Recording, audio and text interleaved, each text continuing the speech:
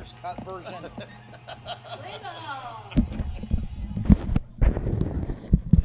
All right, good afternoon, ladies and gentlemen, and welcome to TurkPride.tv for today's North Sound Conference matchup between the hometown Sultan Turks and the visiting Coupeville Wolves. My name is Dan Baller. I'm your host. I'm joined by executive producer Diamond Dave Moon here. Dave, how are you this afternoon? Hey, Dan. Doing well. Good. It's a beautiful day out here. The sun has made its way peeking through, and we're going to play some baseball today. So since we last were with you, a couple of big developments. We had a game up in Granite Falls. Last week, Mother Nature really challenged us last week. We had some rainouts and reschedules and rainouts of the reschedules and all kinds of good stuff. But we did get two in for the games between Sultan and Granite Falls last week. And the Turks came up with a big win here against Granite Falls. They lost the first game of that series here at Sultan High School, which was last week, and that was 15-6. That was on Monday, April the 8th. But then they went up to Granite Falls and took one 13-4. And the third game that will be tomorrow, or scheduled for tomorrow. But let's talk about today's game. Today's game is the second one against Coupeville. Coupeville played up at Coupeville on Monday, and the Turks came up on the short end of a 13-2 score. So really need a victory today.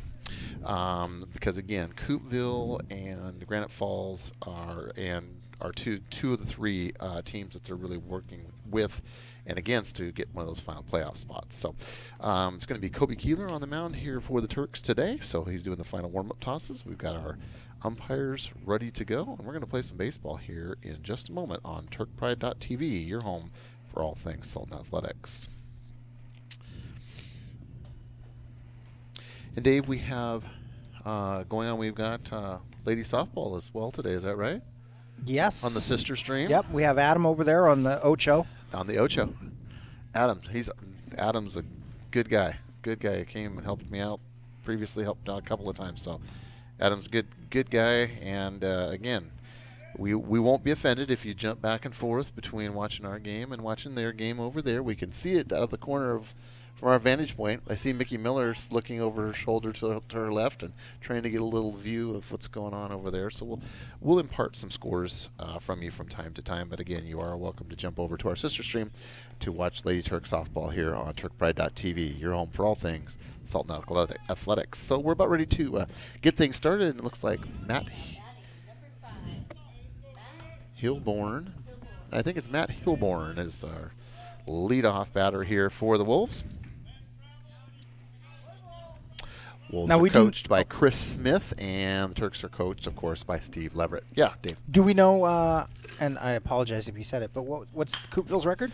And first pitch, he hits it, and it's very shallow left center field and drops in for a single. So, yeah, let's take a look here kind of at the North Sound. I have a hard time breaking myself from saying Cascade Conference. We've been saying it for so many years, but it's the North Sound Conference. And we'll impart kind of where we're at as far as the schedule right now. But got a couple of teams basically kind of running away with things, and then the other teams are kind of scrambling for those last two playoff spots. So, and Hawthorne Wolf.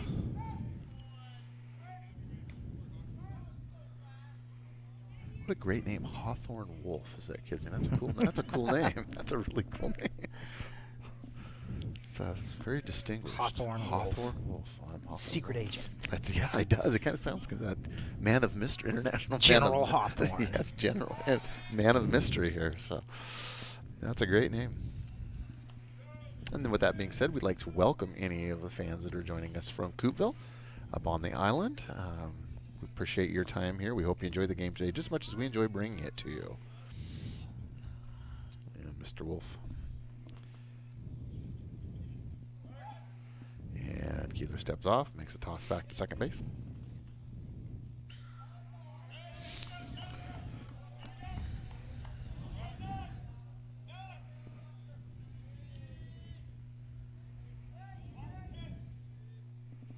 Keeler looks, comes to the plate. Oh, and lays down a nice bunt. And his only play is going to be, even over to first. Cannot get him at first. And so we've got runners on the corners here.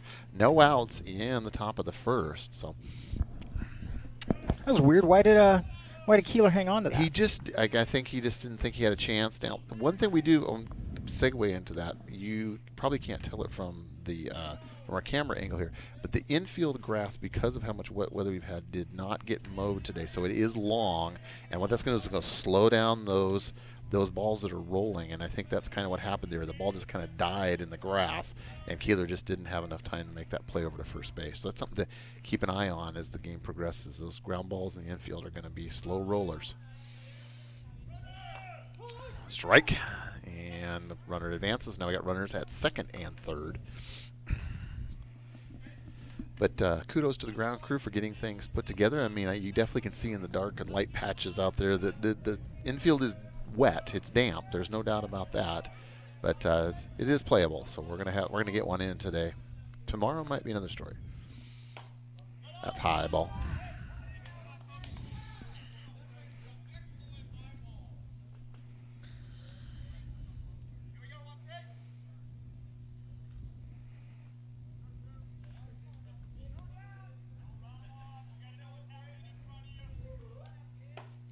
High ball.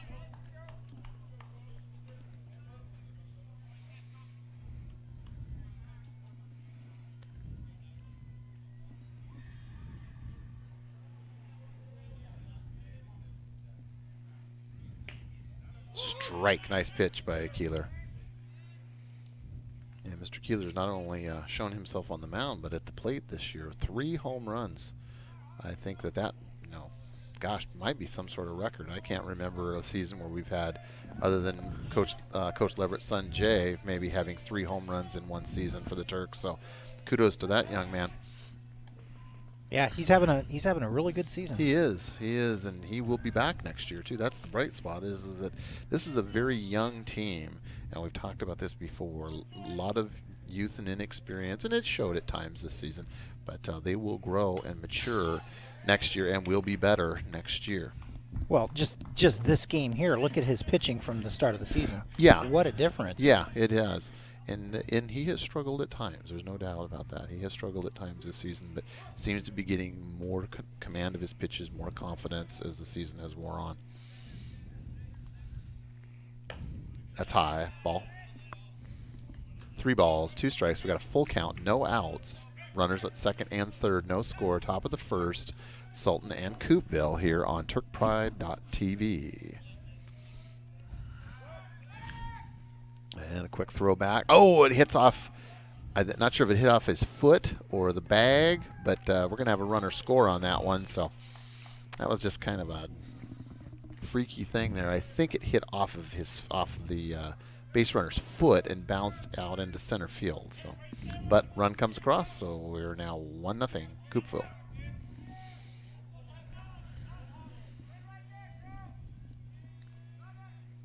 Ooh, that's way inside.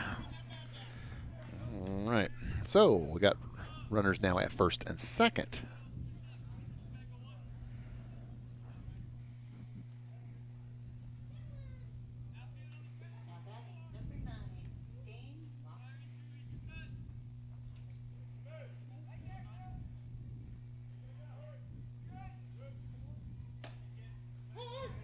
Yeah, I like this ump. Yeah, easy to tell, right? Mickey likes that too when they're really into it. You just, like, okay, was that a ball or a strike?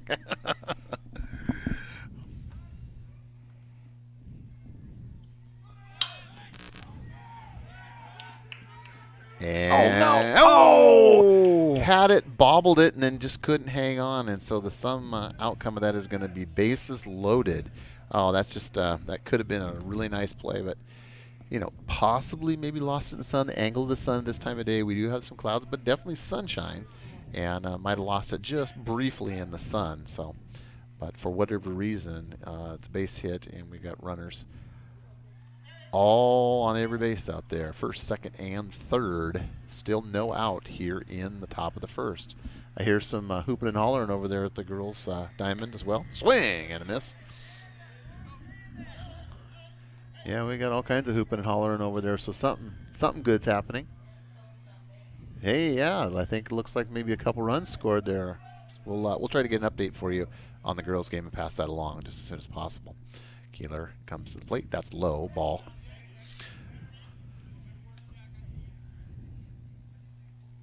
Jack Hamilton, number 27, is behind the plate, doing the catching duties today. Nice defensive stop by Mr. Hamilton.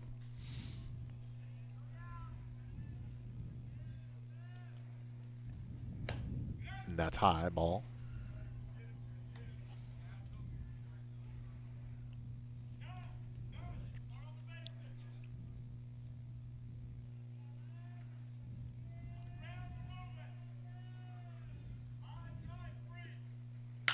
Oh, that's a hot shot right into pretty much straightaway center. That's going to score 2. One and second one both standing up. So that makes it now 3-0 Coupeville. And still no outs here. So we've got runners now first, second, no outs, 3 across for Coupeville here in the top of the first.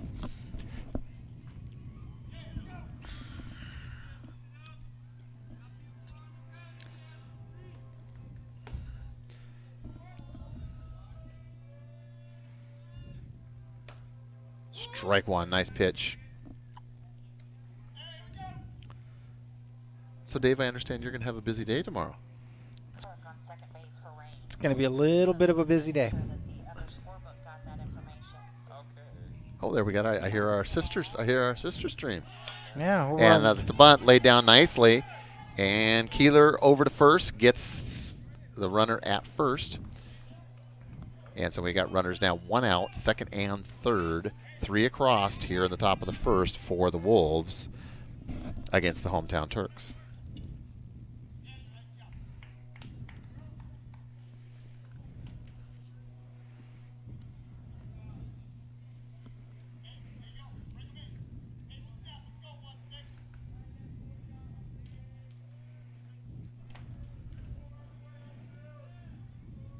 Keeler gets his sign. Oh, that's outside ball. Nice recovery by Hamilton. So, Dave, any truth to the fact you're going to strap a GoPro onto yourself and run around the track with people tomorrow? Any truth to that? And rumor? backwards. And backwards. I'm sure I could stay ahead of the pack. Don't pull a muscle there, big guy. Swing and a miss. We're not as young as we used to be. We don't heal as fast as we used to. We got some full-on sun going now, so nice afternoon here. 1-1. Runners at second and third. Just 1 out here for the Turks. Chopped foul at the plate.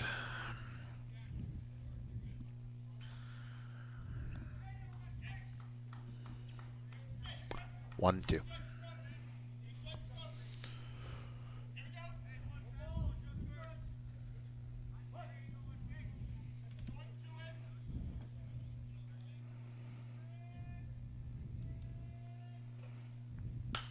And lifted. Fair ball, made the catch, but runner's going to tag at third and score easily and make that now 4-0. So long fly ball, RBI sacrifice, and it's going to leave runners just at second. Now 4-0 Wolves.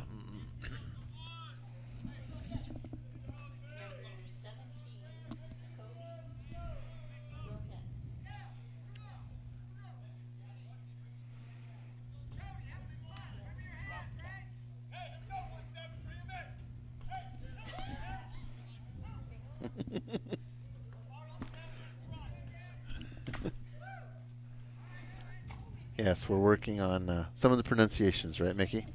The lovely and talented Mickey Miller here to my left. Now, I will say that the Coupeville coach has very neat penmanship, but it's small. The letters are very small, and so it is kind of hard to make it out. But I do give him an A for penmanship.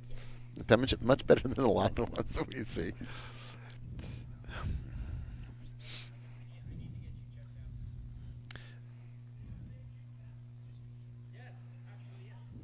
All right, so we're going to have Hamilton checked out here because he took.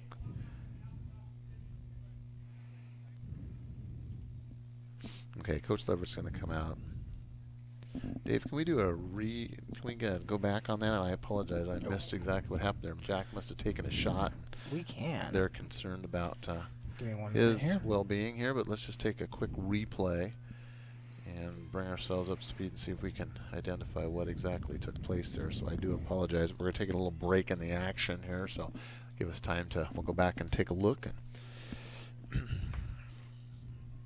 Jack's saying, I'm okay. What's the big deal? I'm ready to go. He's a tough kid, too. I mean, of all the players on the Turks squad, he is somebody that definitely can take a lick and then keep on ticking, like they used to say in the Timex commercials from many years ago.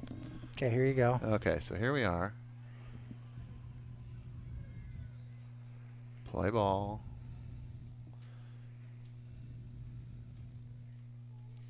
Hamilton sets up, low and outside. Maybe I went back a little too far. Little too far. That one's 1-4. Okay, here we go.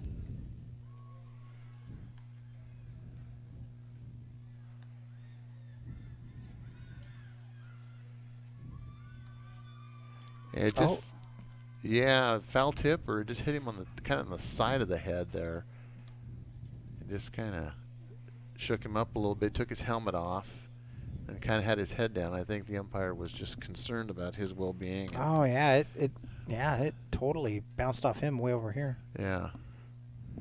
So they're Mr. Sifferman, the athletic director, is out there talking with the home plate umpire and field umpire right now, and so they're going to talk about that. And obviously, player safety is of the utmost concern, so they'll talk about how we proceed at this point. And we'll take just a brief break, and we'll be back with you in just a moment here on TurkPride.tv. Here, I think I'm going to show our users at home. Oh, you got it there, Dave? I think so. Okay, Watch this. Let's go back right to about they here. go back there. Oh, a little bit more. If those of you that had maybe a little missed bit it. more. Here we go. Boom. Right there. You just saw it bounce right off his head. Yeah. Ouch. Yeah. And I see Jack, he's standing down in the dugout right now. He appears to be fine, but again, we want to be err on the side of being cautious. So, like I said, we'll take a little break in the action here, and we'll be back in just a moment on TurkPride.tv, your home for all things Sultan Athletics.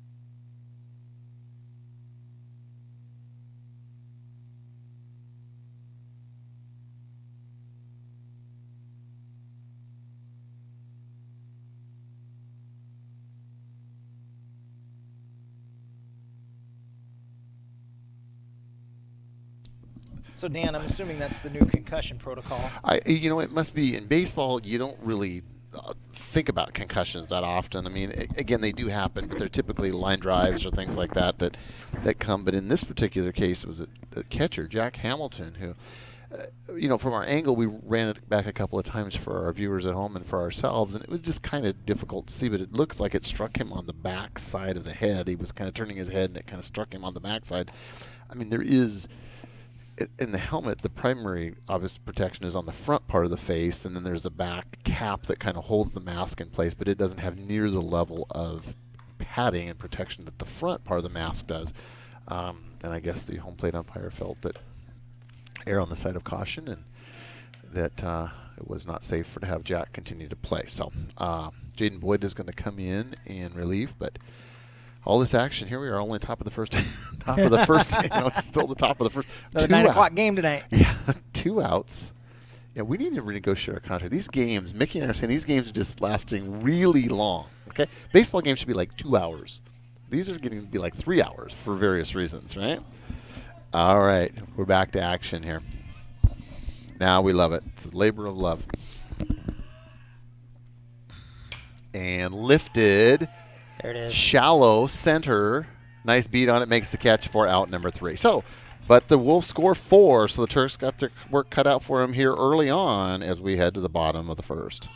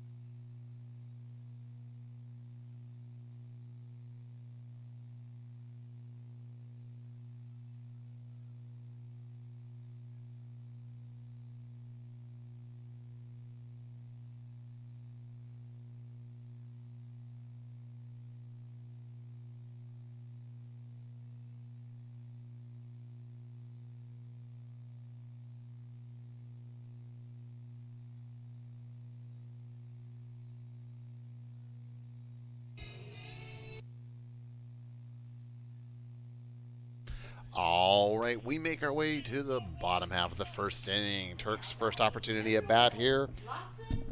And leading things off, number 1, Lawson Coy. And chops the first pitch right back to the pitcher, and an easy play over to first for out number 1. So 1 pitch, 1 up, 1 down for the Turks.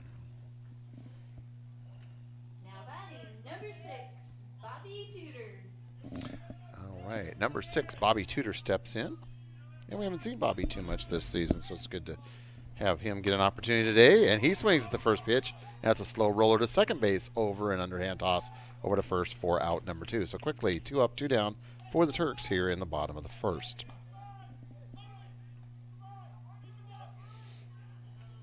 Number 14, Kobe Keeler. And Kobe Keeler, he has definitely had a great season, our pitcher today, and he's definitely done it both on the mound and at the plate with 3 home runs this season.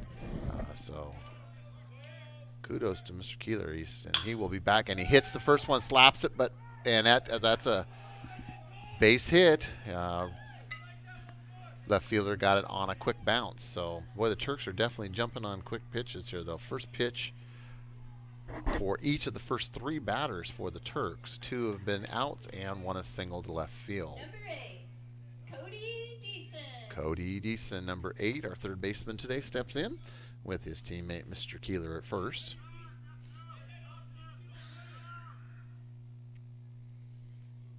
High inside. I don't know if I have the reflexes enough to move away from a ball hurtling at me. Yeah, 70 miles an you hour. gotta be quick. You gotta be quick. It's Daniel Olson is the pitcher for the Wolves today, and he definitely throws hard. But it'd be interesting to see if the control is there. So thus far, 2 balls, no strikes, 2 outs here for the Turks. Bottom of the first, trailing 4-0. And makes the motion over to first base, and Keeler gets back safely. And Mom gets to do some laundry tonight, right? His mom, Christy, will enjoy that, right? Outside ball. So, again, the young man throws for velocity, but control thus far has been a little bit of a challenge. And he finds himself behind 3-0.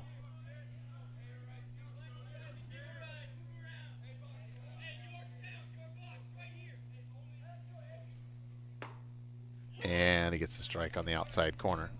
3-1.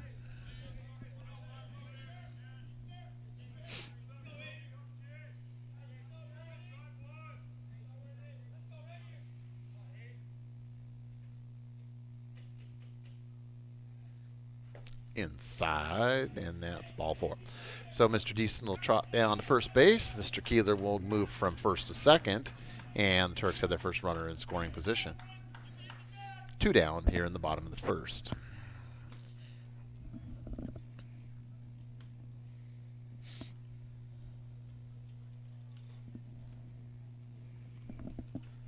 Number 22, Jaden Boyd. And number 22, Jaden Boyd. Jaden had to come in unexpectedly in the top of the first for Jack Hamilton, who took a pitch to the kind of backside of his head. And so Jack is sitting out right now and going to make the play for the force at second for out number 3. So no runs for the Turks. The bottom of the first. We're heading to the top of the second.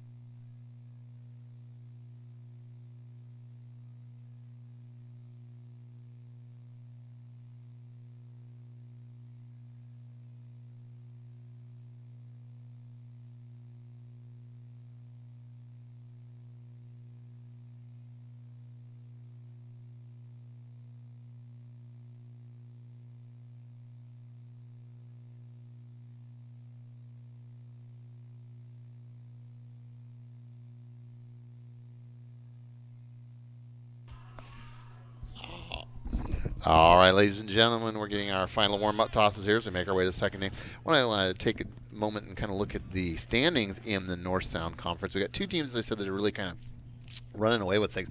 Cedar Park Christian of Bothell, wow, 12-0, Dave, in conference play. 15-1 overall. So they're just a juggernaut, but not that far behind, believe it or not. South Whidbey 10-2, 14-2 overall. So those two teams really are head and shoulders above the rest of the pack. Next in the middle of the pack then would be Kings. Kings coming in at 5-5. We'll see Kings next week. That'll be the last series of the season next week. 3 games against Kings. Coupeville that we're watching here today, 2-8.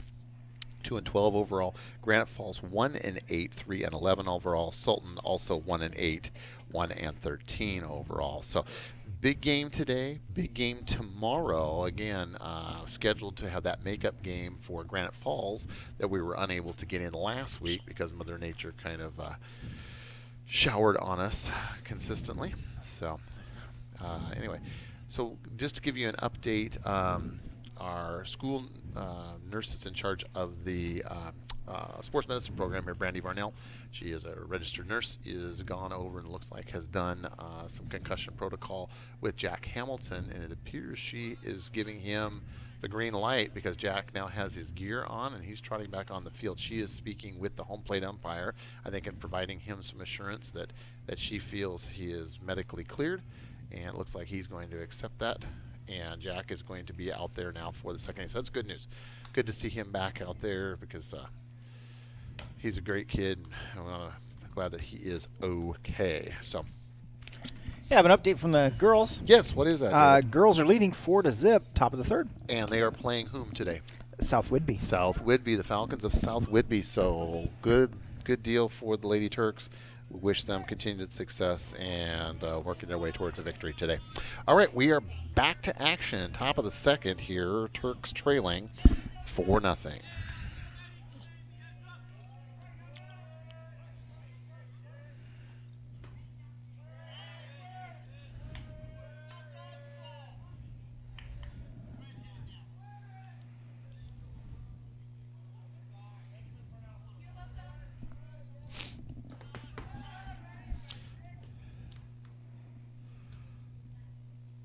Two balls, no strikes.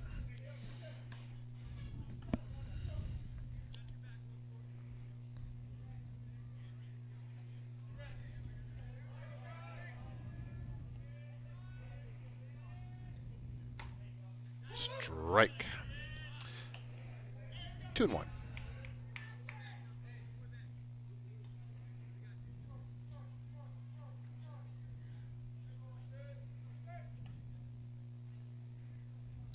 And a chopper to Decent at third. Fields it cleanly. Comes up. Oh, and just a little bit of a bounce, and it gets past Boyd at first base. So what could have been an out, and it's going to give him another base on the overthrow as well. So because it looks like it probably hopped out of the field to play. So it's going to end up with a leadoff double. Now batting number 5, Matt Holman. And number 5 stepping in for the Wolves, getting his sign down from his third base coach.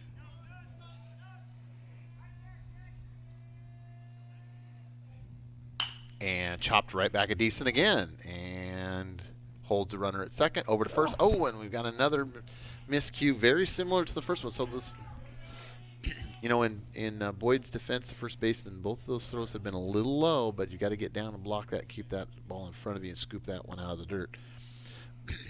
So Decent with a couple of throws that needed to have just a little bit more zip on them and get them up a little bit, make a little easier play. But because of that, we've got runners now at second and third with no outs for the Turks.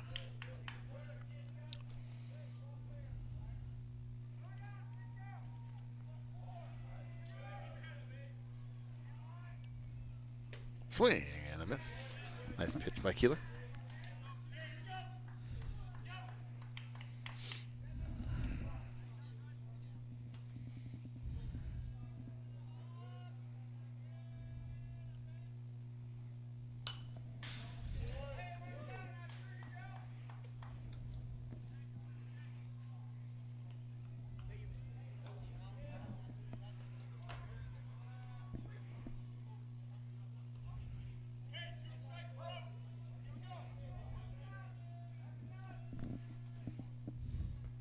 Swing and a miss. And he goes down on strike. So 1 out for the Turks. Number 13, Jake Fozzie. So Fozzie steps in. One out here in the top of the second. Swing and a miss. So Keeler getting it dialed in here.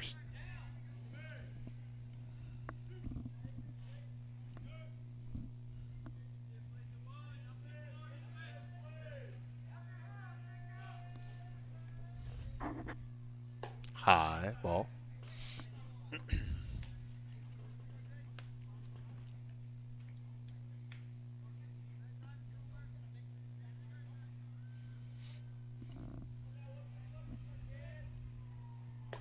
Ooh, that's scary. Yeah, that's a little brushback pitch See, there. that would have beamed me.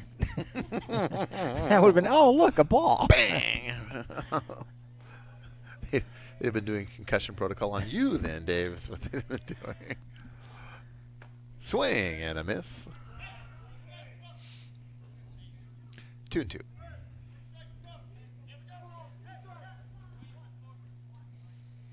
Keeler definitely looking for a strikeout here. Trying to avoid any more runs coming across. Swing and a miss, and he goes down. Out number 2. So good job for Keeler. Like I said, he's starting to find his groove. He tends to be a little bit of a slow starter. First inning was a little shaky, but definitely starting to settle in here in the second. Number 9, Dane Lawson.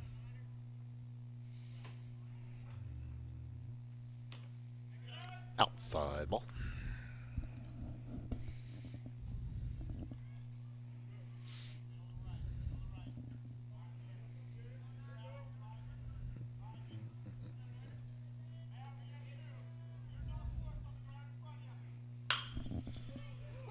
And foul down the third base line. A hot shot. Just about his teammate with that one.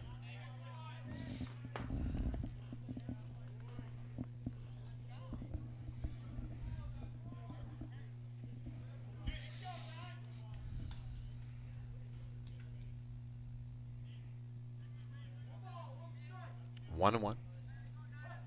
2 down here in the top half of the first. Batter steps out.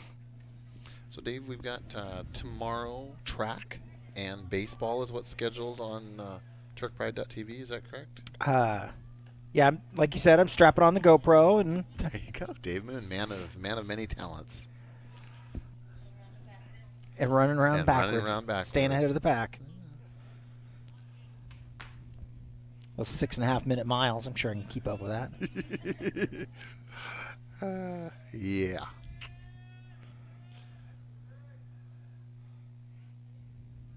Swing and a miss.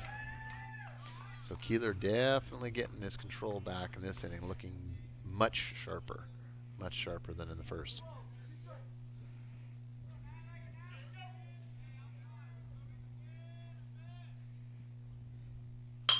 And that's hit straight away center. And it's going to fall in the gap. Oh, that's a gapper right there. That's going to score 2. So that's going to be an RBI, 2 RBI double for the Wolves. So Keeler definitely had a good thing going there, but that one got in and hit the gap and brought in 2 on a deep fly ball. Makes it now 6-0 Coupeville. Girls just went into the bottom of the third and gave up 2, so it's 2-4. Sultan. Well, it's a good game going on over there on the Ocho. This is our sister stream on the Ocho. On the Ocho. On the Ocho, yes. References to dodgeball. ESPN 8, the Ocho. Extreme Sports Quarterly.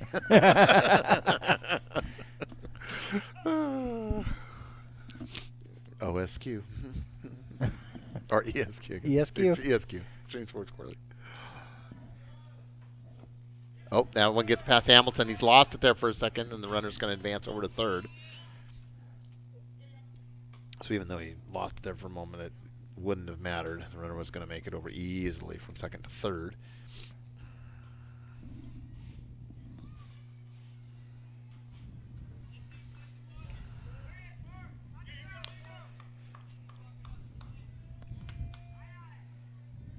Keeler delivers and chopped right back to him.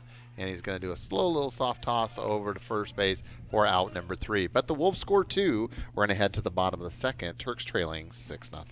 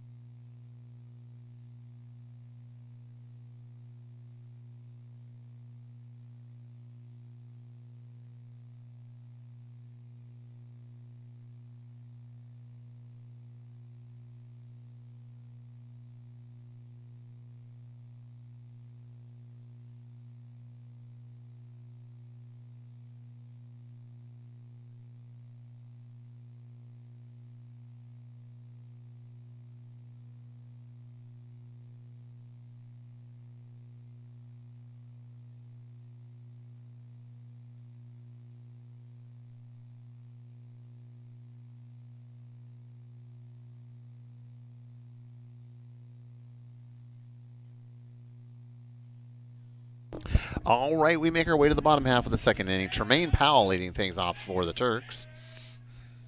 And first pitch is swing and a miss, strike 1.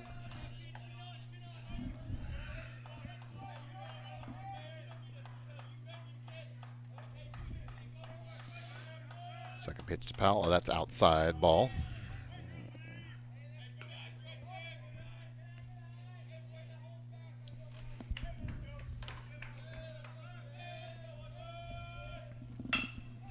And hits a slow roller, but right to the shortstop. Comes up fielded cleanly over to first for in time for out number 1.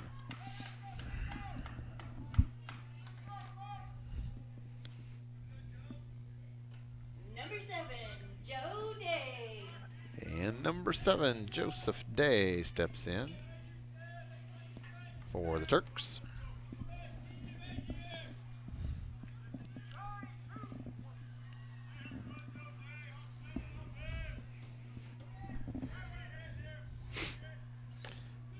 Low, ball 1.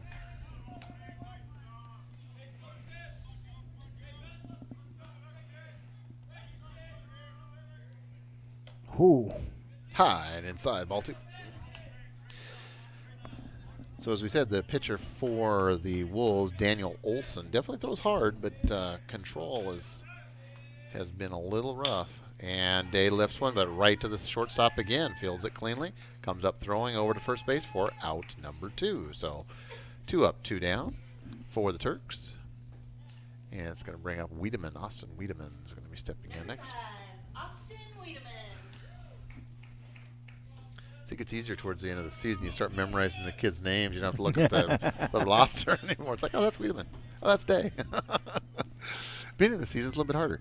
Swing and a miss.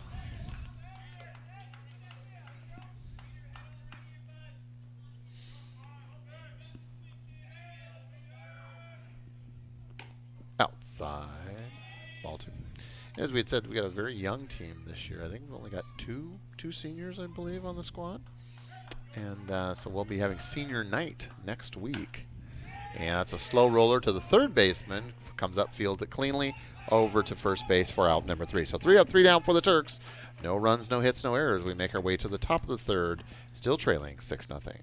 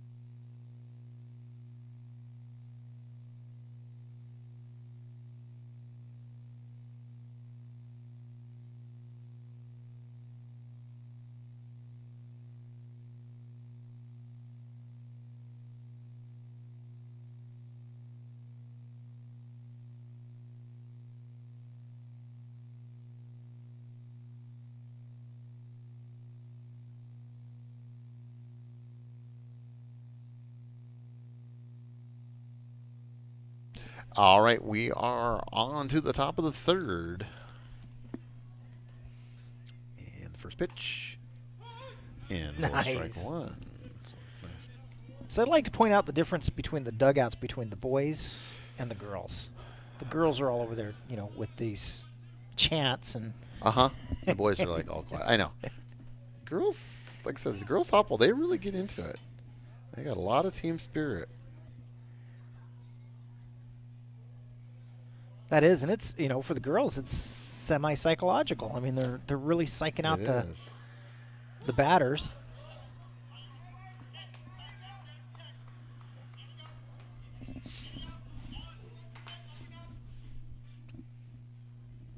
One ball, two strikes, no outs here in the top of the third. Bases are empty. Oh, it got him looking. Nice pitch by Keeler. Wow. So, like I said, building upon what he was building upon last inning. First inning, a little shaky. Second inning, definitely better. Much better command of his pitches. And got a nice strike out there on the corner.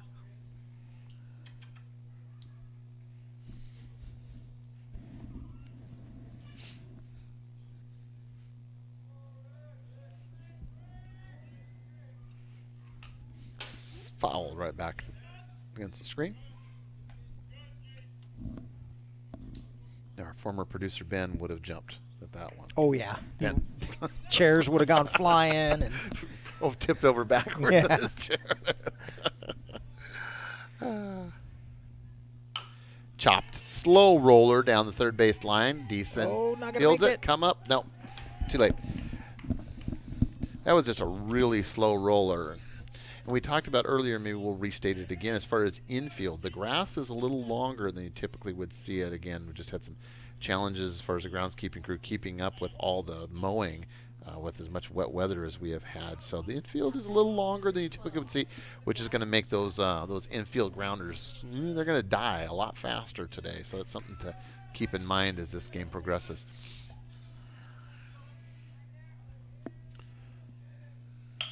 And lifted right to Deason, makes the catch, and runner gets back in time. So nice unassisted play by our third baseman, Cody Deason.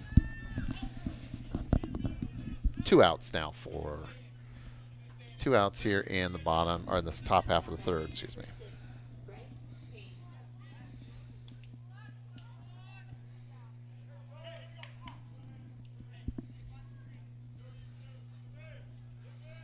Runner takes a modest lead at first. Keeler looks over. And I hear more cheering over on the Ocho, Dave. Let's check over on the Ocho and see what's going on.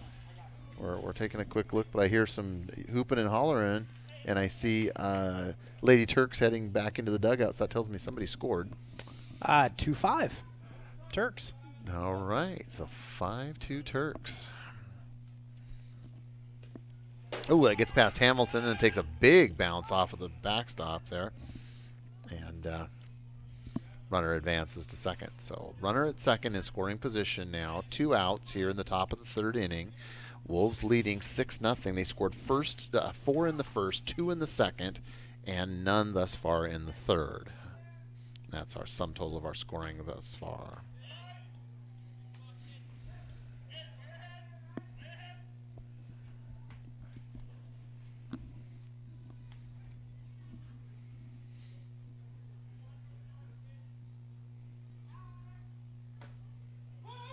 Strike.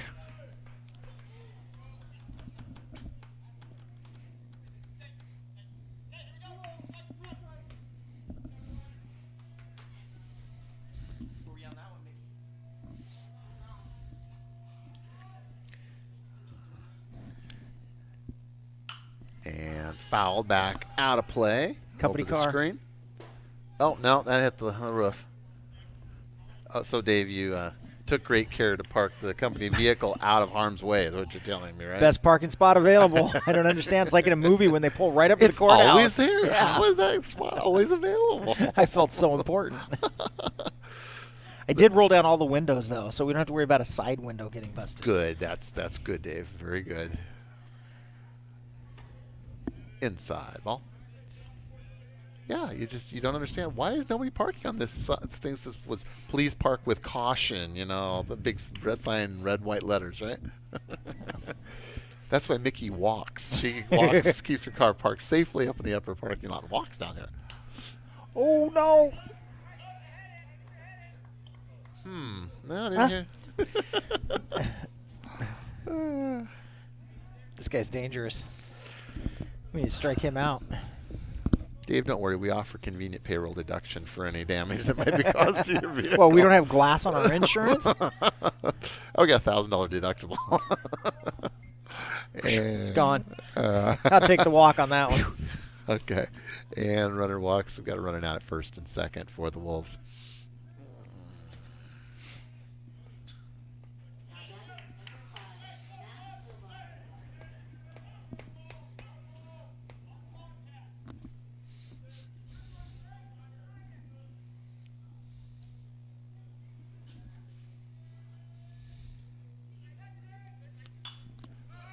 Chopped foul over the first base dugout.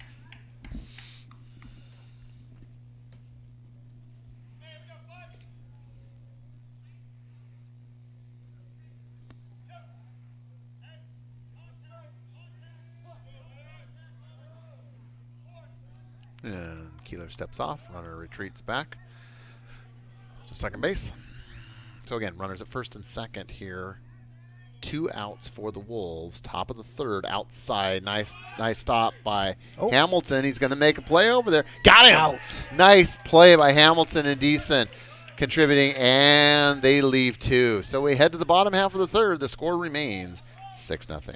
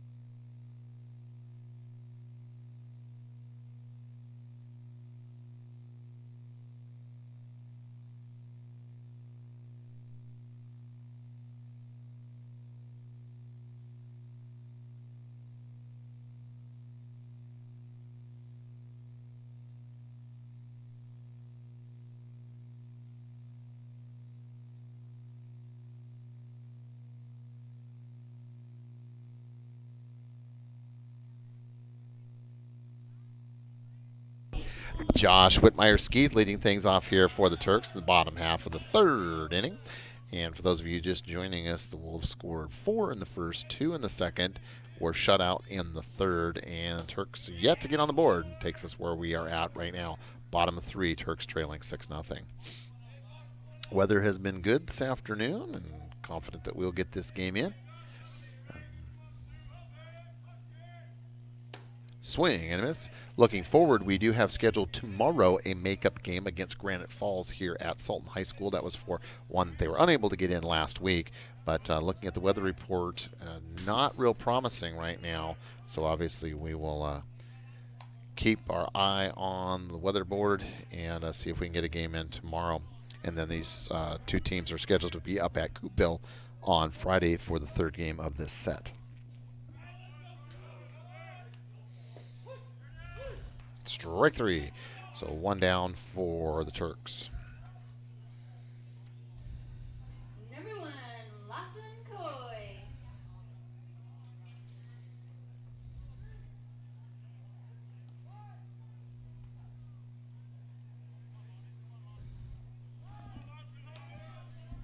Lawson Coy stepping in for the Turks. Max the first pitch, a slow roller over to second base. No, and not in time. So again, I think right there, Dave, that's one of those ones we talked about. The ball just kind of died. It got into the grass and it just died. Typically, that would have been an easy play for the second baseman, but I think the long grass contributed to that being a base hit for the Turks. Number 27, Jack Hamilton. Number 27, Jack Hamilton, our catcher today. For those of you that may have missed it earlier, Mr. Hamilton had a bit of a scare and had to be taken out of the game briefly for some concussion protocol.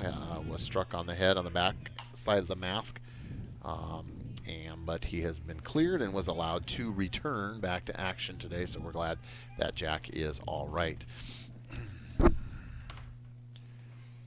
And foul off the screen.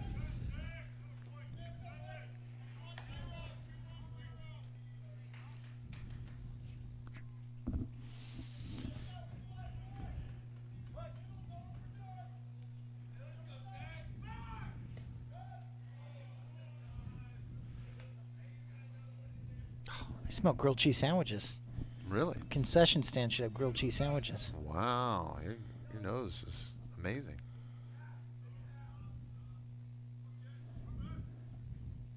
Swing and a miss.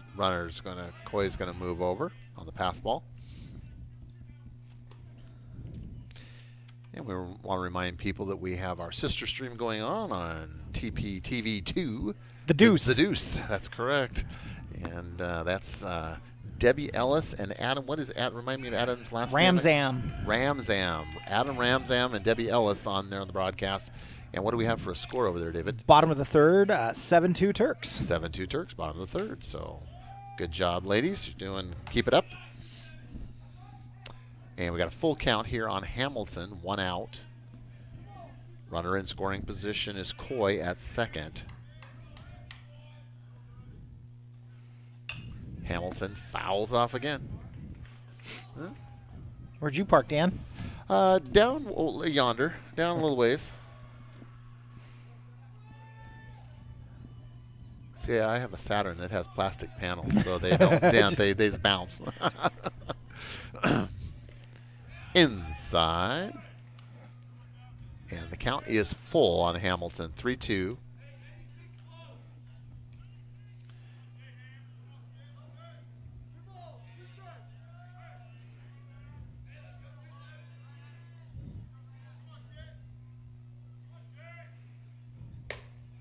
High ball force. So Hamilton gets a free pass. We got runners now at first and second with Keeler. There we go. It'd be nice to see a fourth home run of the season right here and knock in a couple. So Kobe Keeler has an opportunity to help his own cause here and see if he can get a couple of runs in and tighten up this score. Currently sitting at 6-0. Turks on the short end of a 6-0 score currently.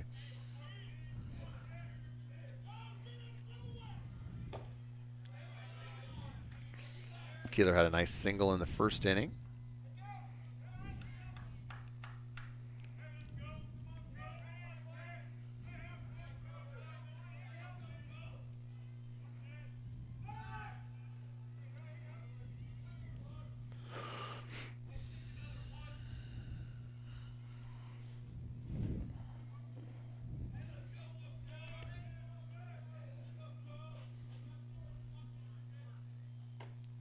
Strike outside corner.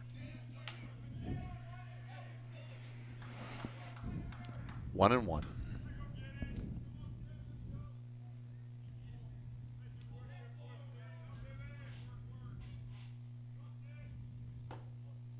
Low ball.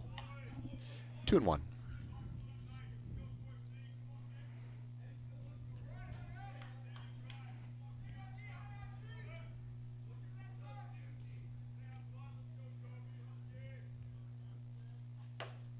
Outside ball, 3-1.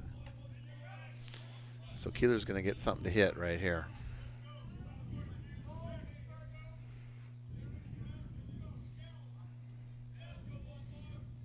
He'll have the green light to swing away.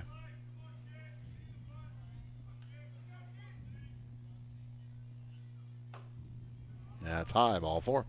So The Coupeville pitcher continues to struggle with his control, and it's led now to a couple walks, load the bases for third baseman number 8, Cody Deason, stepping in. And we got a time.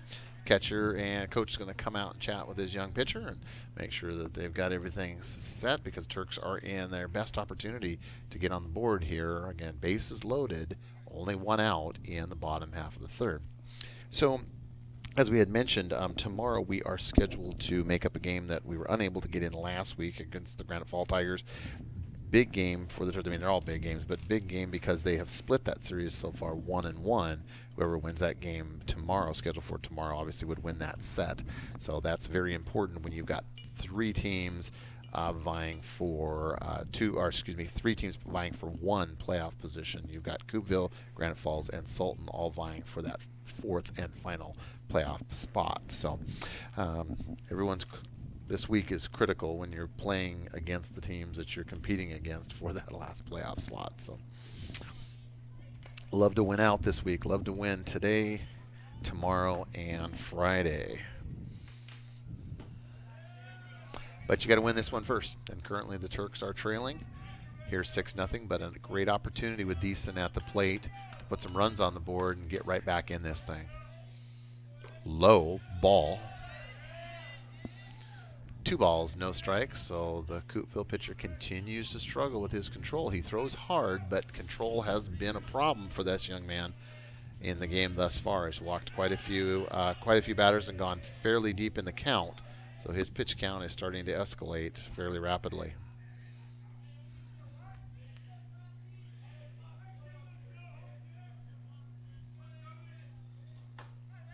Strike on the inside corner.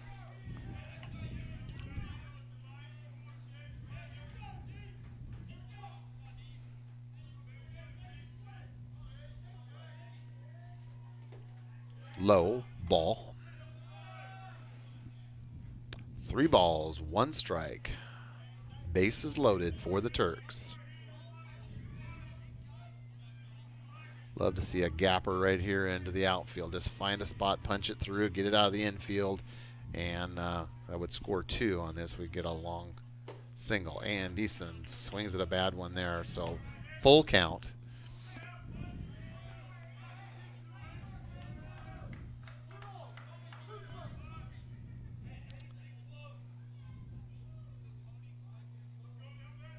Oh, that's inside, ball 4. So that's going to walk in a run.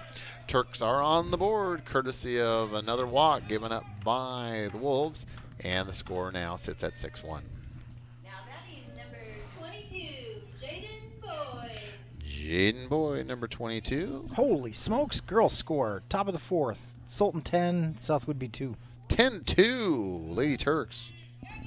Awesome job there by the ladies. We wish them continued success and see if they can close this one out here today at Sultan High School on TPTV2, The Deuce.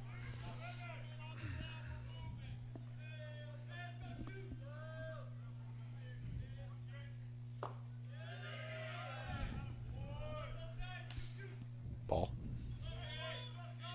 2 balls, no strikes, so the Wolves pitcher continues to struggle with his control.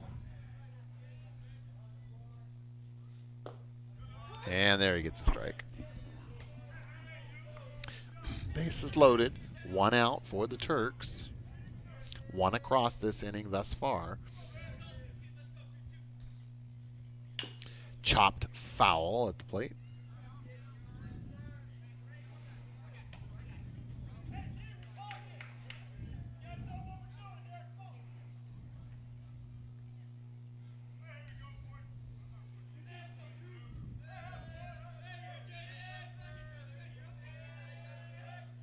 That's low. Bounces in the dirt, but the catcher keeps it in front of him, so nobody advances. 3 balls, 2 strikes, 1 out.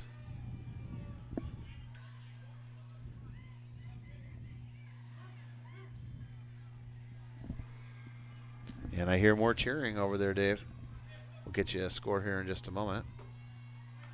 And that's ball 4, so 2 runs now walked across, and I think that is 4 successive runners that the Coupeville pitcher has walked in. I'm really, frankly, surprised that we have not seen a pitching change thus far for the Wolves, because now it's 6-2 Coupeville. Swing and a miss. So Powell is up.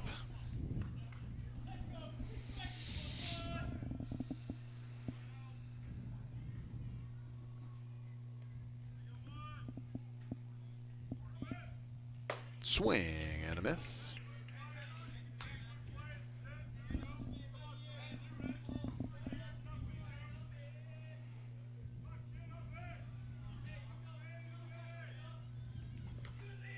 And that's the ball.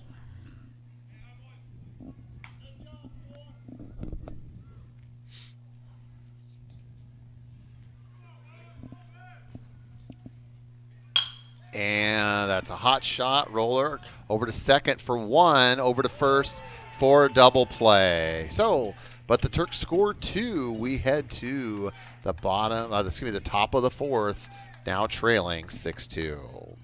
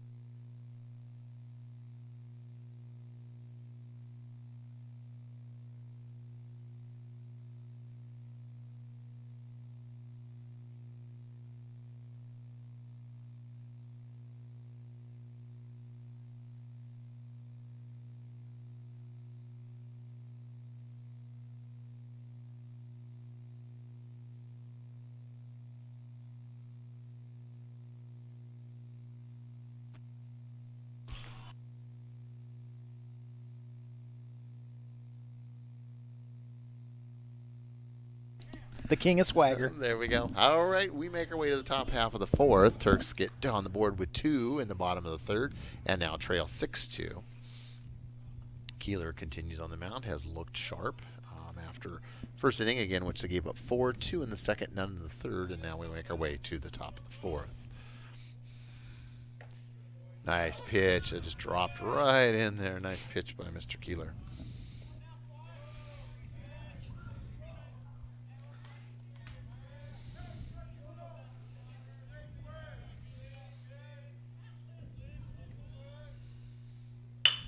And hit right back at Keeler. Nice reaction. He's going to walk his way over there, and a little soft toss over to first for out number 1. So 1 up, 1 down for the Wolves. I like it when they do that little soft jog over to first and just lob it in. Yeah,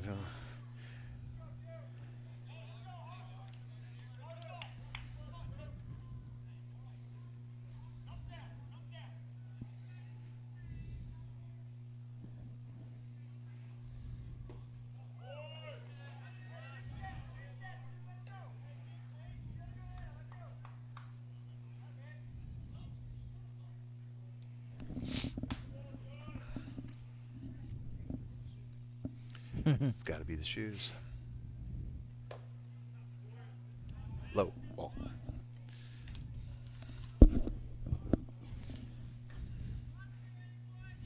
So, Dave, anything on Friday going on? Are we I think we're free on Friday. free on Friday? Yep. All right. I think there was I'm going to double check that. All right. So, again, tonight, obviously, baseball, softball. Tomorrow, scheduled for baseball, track.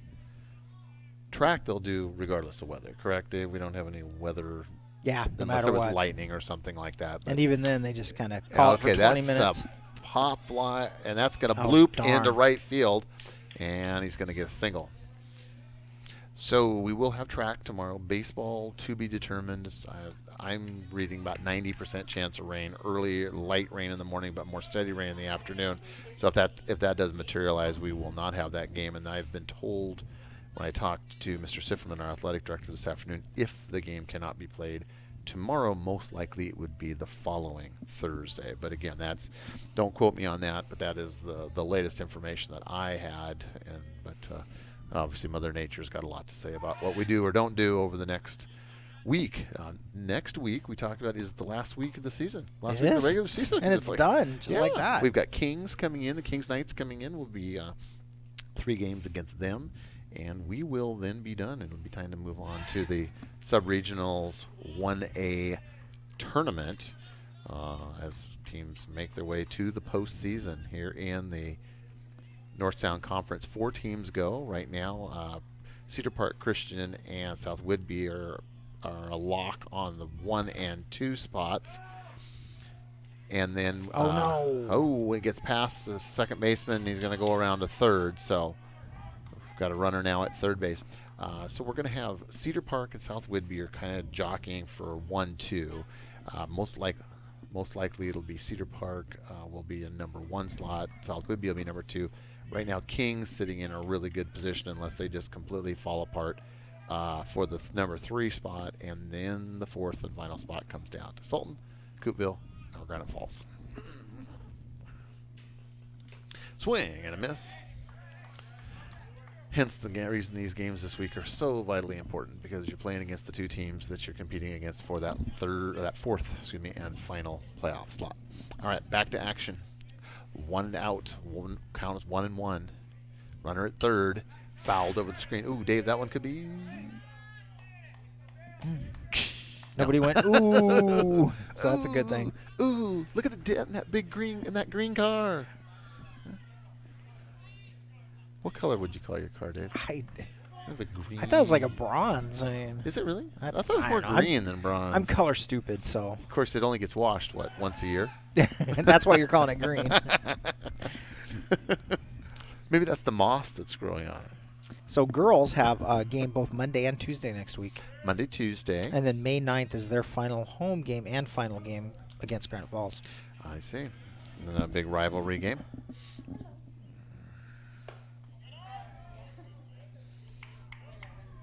And for us, we're going to have games Monday and Friday against Kings. Friday will be senior night, so a week from this coming Friday. And then again, if the Granite Falls game is unable to be done tomorrow, we will have a 3rd home game next week. So potential for 3 baseball broadcasts next week. Wow. Wow. Makes a busy week. That's right. That's a way to end the week, right? Dave's or gonna end be, the season. Dave's going to be a busy guy. Dave Moon. We got Zoltan. You know, Zoltan, Mr. Reliable. We can count on Zoltan. Zoltan, he's the man. Mr. Reliable. And nice play there by Boyd, catching it before it goes foul and makes tag at first base for the out, but a run scores. So it's now 7-2. Whenever I hear Zoltan's name, it reminds me of Zoltar from the movie Big. Just reminds me of the arcade character Zoltar. Yeah, there's one of those up in LaConner. Is there a Zoltar? Yep, and I took a picture of it and sent it to Zoltar? Zoltan. Oh man, that is so cool. Yeah. I wasn't willing to spend the $1 to get the little card, but Zoltar speaks, right? Yep. Zoltar speaks.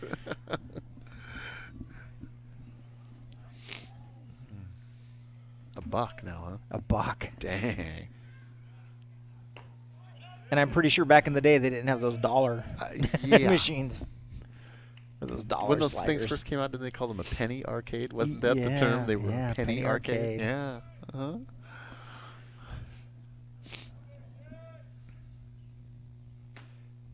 Strike on the outside corner. Nice pitch by Keeler. He's had good command of his pitches here since the first inning. Has continuously gotten stronger and stronger. 2 outs. And that's lifted high, but very playable. Left center and makes the catch for out number 3. So we go to the bottom of the 4th. Turks trailing 7-2. There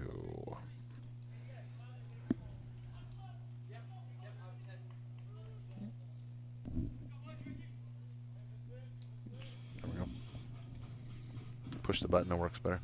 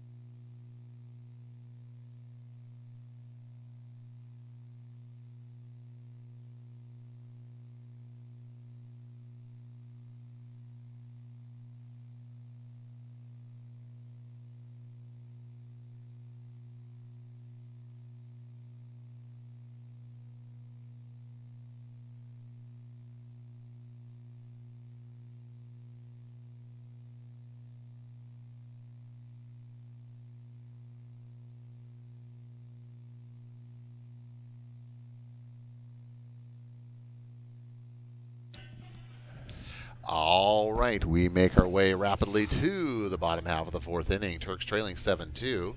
Now batting, number 7, Joe Day. And Mr. Day, Joseph Day, steps in. Swing and a miss.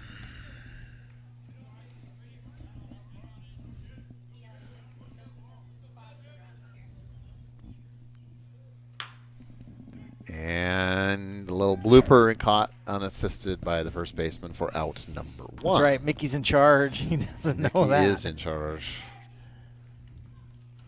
Number 5, Austin Wiedemann.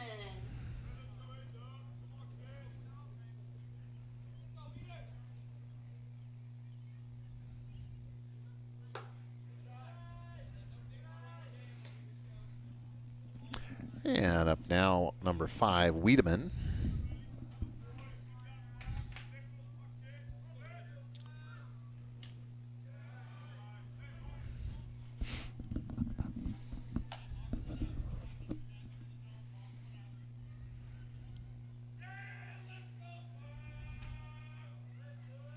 And we got a nice group that's here today at Sultan High School out to support the Turks. Near capacity crowd. Near capacity crowd. Now, again, from our friends from Coupeville, I understand Coupeville's a bit of a trek to get here from Coupeville. Oh, Mr. Day thought I'm heading down to first base, and it's like, nah, it's so quick, young man. You just stick around here a little bit longer. And that's ball 4. But yes, for those of you not familiar, Coupeville is up on Whidbey Island, just south of Oak Harbor.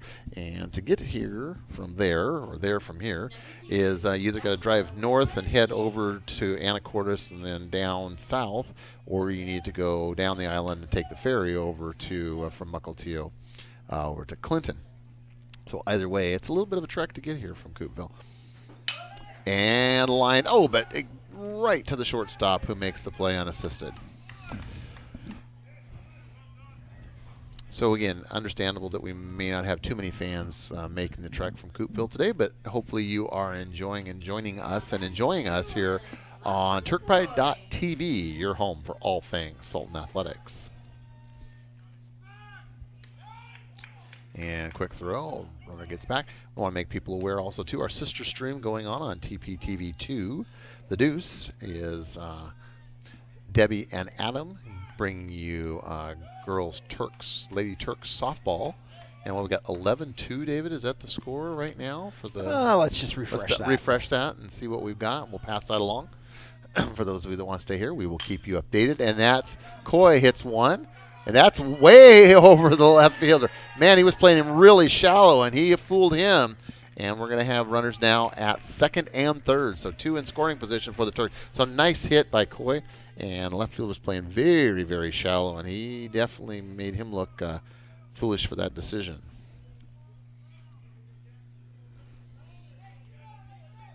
Two down here. And Turks in an opportunity to try to cut into that lead. And Hamilton, who we're happy to report had a little bit of a mishap early on in the game, was taken out briefly for concussion protocol and was cleared by medical staff and is back in and seems to be doing just fine. He's a tough kid. Ball one.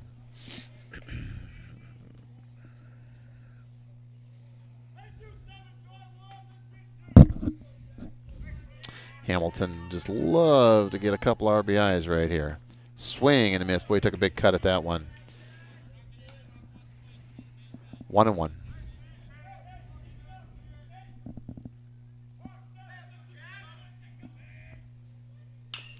And a chopper that's just fouled on the third baseline.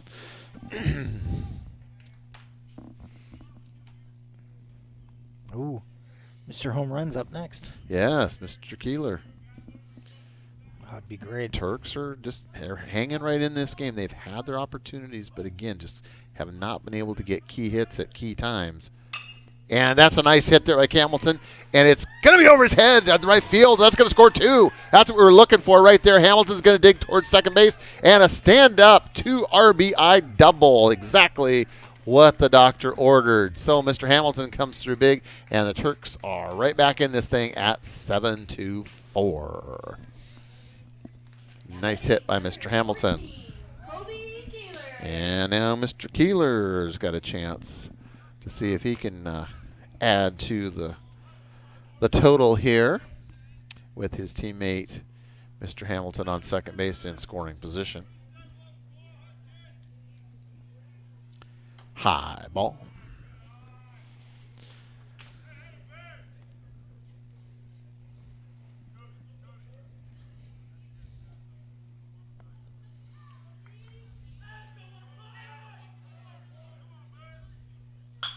And Keeler hits one of the opposite field, and that's going to go over the left fielder's head again. So he gets caught napping twice, playing too shallow, and an RBI double. So the Turks are 3 on the board this inning. And the hometown crowd likes it a lot. All right, so they trade spots. Hamilton and Keeler trade spots, and one more goes up on the chalkboard here. 7-5, Coupeville.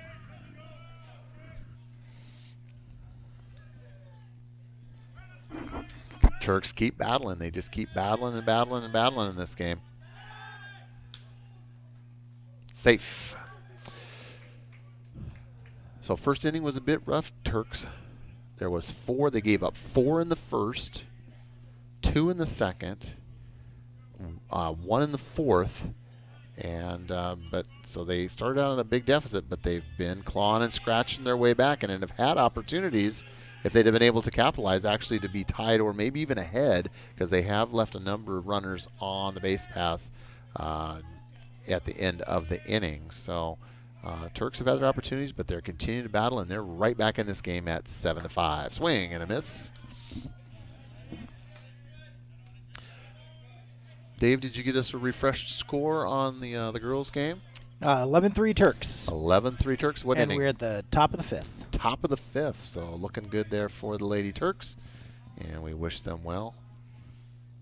Again, those of you that liked at Strike on the outside corner, like to see that. That is over on our sister stream on TPTV2, The Deuce, with Debbie and Adam doing a great job calling the action there on TurkPride.tv2.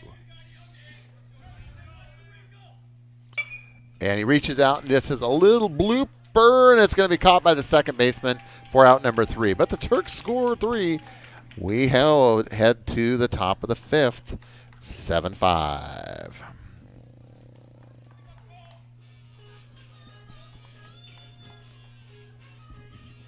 For your game time snacks and treats, head on over to the concession stand behind the stadium.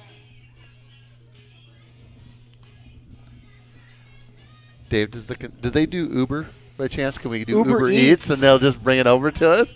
Yes, I like it. We got to figure out something, Well, you'd think, the person that gets us to do this, these broadcasts, on a volunteer basis would get that set up for us. But who would that be, Dave? I'm not sure. Who's responsible for these productions to take care of the free help here? I'm going to go ahead and suggest that to the Booster Club, though. Oh, there you go. There you go. We told you, right? I told you earlier, if we end up having a doubleheader this season, we're expecting pizza halfway through. Yes, we're pizza. expecting pizza. Mickey, too. We're expecting pizza halfway through.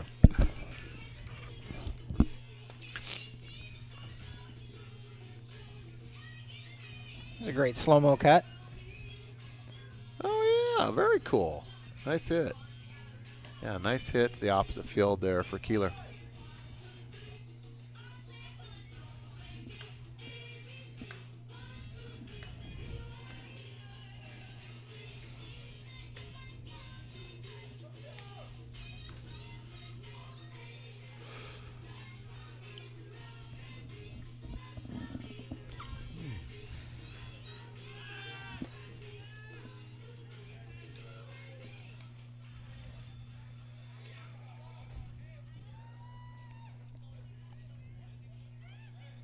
Ballot number 4,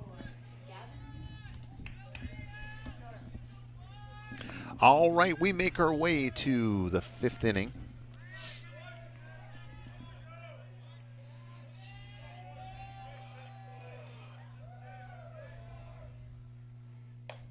Outside, ball 1. 11-3, Turks. 11-3 Lady Turks over on the deuce. So good job, Lady Turks.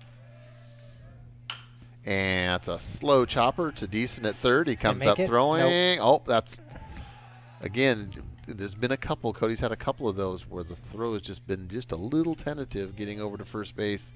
And Boyd's had a hard time digging them out.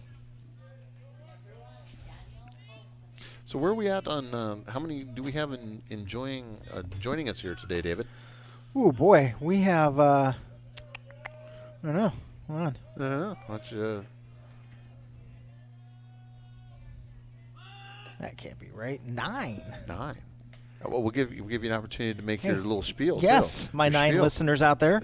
You're all awesome. Thank you very much. Yes. Hey, I need y'all to do me a favor, though, right now. You need to hit that subscribe button underneath the stream. Doesn't mean that Runner goes. And he's going to get in safely. All right, Dave, continue. Sorry. So it doesn't mean that we're going to send you things. You're not going to get emails from us. All you're doing is hitting that subscribe button is you're telling YouTube you're interested in our stream. That's it. YouTube's not going to tell you when we're streaming or anything like that. Now, if you're a Turk fan and you do want to know when we're streaming, just hit that little bell right next to the subscribe button after you hit the subscribe button. Hitting the subscribe button. Just says to YouTube, pay these guys. Yes. That's what we need. And we all love watching these games for free, right? Yes. Yep. That's Speaking from someone who's been back in the day when we had to go through the whole jumping through the hoops model, that was a nightmare. terrible. We do not want to go back. Folks, trust me, you do not want to go back there. Swing and a miss. Much easier. Just jump on YouTube, enjoy our broadcast, free of charge, easy on your mobile device, on your laptop, your desktop, wherever you're at. Very convenient, very easy. Help us by hitting that subscribe button. Yep, no pressure. Once you hit it, boom, you're done. You're done. Yep. One and you're done. And it's a little blooper just into right field. Runner's going to come make that big turn at third base, and he's going to come in and score standing up, and it's going to be 8-5 Wolves. Oh, and we got a little miscue here, and the runner's going to make his way from first to second. So yes, we appreciate all of you joining us here on TurkPride.tv. Feel free to leave us a comment also on YouTube, and we'd be happy to respond back to you and integrate you into the show today. Hope you've maybe you've caught the drift that we enjoy what we do, and we kind of call this sports entertainment, not hardcore sports. But we have a good time, and we talk about some things other than just sports in general, and have fun while we do it. Swing and a miss. But that doesn't let you off the hook for hitting that subscribe button. No, it doesn't. Still got to do that. Still got to hit the subscribe button. Dave Moon's going to do some stand-up comedy here later too. Or if you don't hit the subscribe button, I will do the stand-up comedy. There we go. There's a threat He'll right threaten there. you to do the stand-up comedy. 1-1. No outs here in the top of the fifth. Runner at second for the Wolves. They lead 8-5. Oh, that's checked swing foul. 1-2.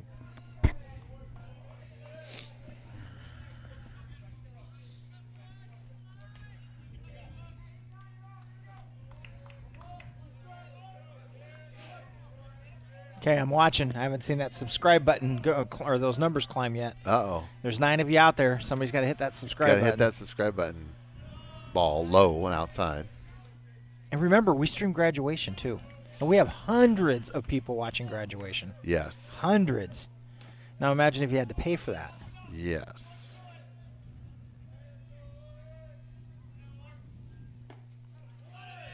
And strikeout.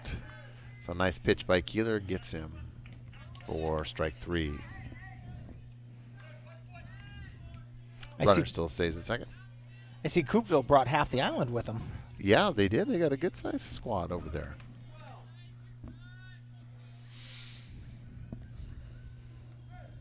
It's a good thing our visitors' bleachers are so big. Yeah. Yeah, that's a standing room only. It's SRO over there.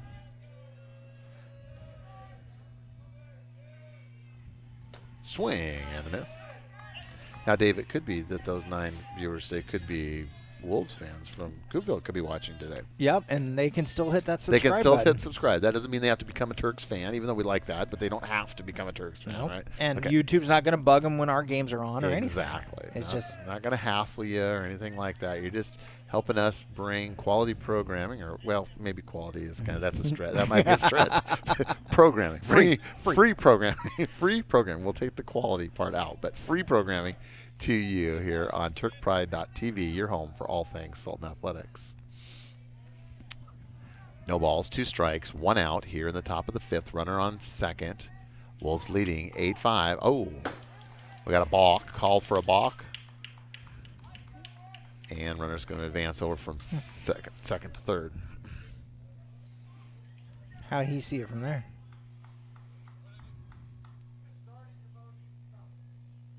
Oh, okay. So it started his motion and then stopped his motion is the call for the balk. All right, so now the runner's at third base. So runs are going to get very precious here because, again, we got a tight game. We're a 3-run game. And just can't afford any miscues here. Got to play good defense. Everybody's in. Trying to keep that run from scoring. Got him. Nice. Nice pitch. So Keeler gets the outside corner there for a strikeout. Second one this inning.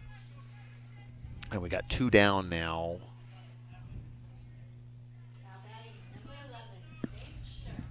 Hey, we got a shout out.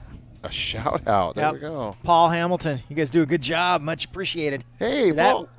we're up to good. Hey, wow. I'll take it. Well, yeah, like I said, quality might be a stretch. Good, that's progression. That is. We appreciate that comment. Again, we really do enjoy what we do here, and we hope that comes across in the broadcast. All right. Runner still at third now, 2 outs. And, that gets just by the second baseman into right field, and that's going to score 1.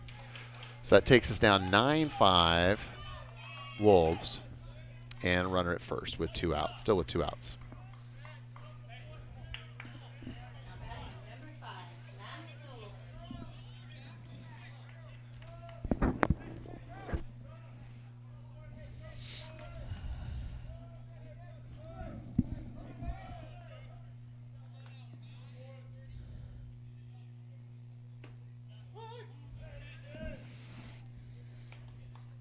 So boys won their soccer game last night. Did they? Yep, it was a close one. It was 4-1 going into the second half. That's and a lot of goals for soccer. It is. And then within 5 minutes of the second half, it was 4-3. But then there was no more scores. And that's a slow roller to the shortstop, Coy, over to first base. And all that was late, and it was kind of an errant throw. So we're going to have runners at the corners with 2 outs. Now, catch me if I'm wrong, but he could have just tossed it to second and forced him out, right? Because the runner was coming right up on second. But it's just his body was positioned such it was a more direct throw to get to first as opposed to try to articulate. Oh, I called him out. Or what do we got? Oh, I'm sorry. No, advance. They're going to advance run. Why? Okay, it's 1 base. There we go. Not 2. So we're going to have runners at second and third here with still 2 outs. Lady Turks just scored 13-3. Very cool. 13-3. Wow, they're piling it on. And they're playing South Whidbey today, correct, Falcons? Correct. All right, so the Lady Turks look like they're well on their way to a victory today. And the boys are battling here in a tough one right now. But two runners in scoring position for the Wolves. And Keeler looking to get himself out of this jam with another strikeout. Ball 1. Scott just gave a shout out to the Wolves. Go Wolves. All right. Bet you like not having to make that Coupeville drive, huh, Scott? Yeah. Go ahead and hit that subscribe button. And to right field, but made cleanly by the right fielder for out number 3. So we head to the bottom of the 5th. The score, Wolves 9, Turks 5. I'm going to play some commercials, Dan. Sounds good. Let's pay some bills.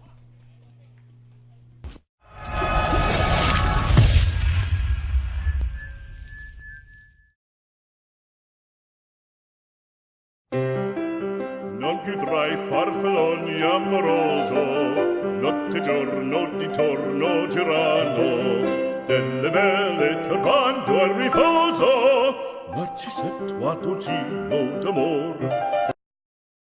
Delle belle turbando al riposo, Rico's Pizza, where memories are made.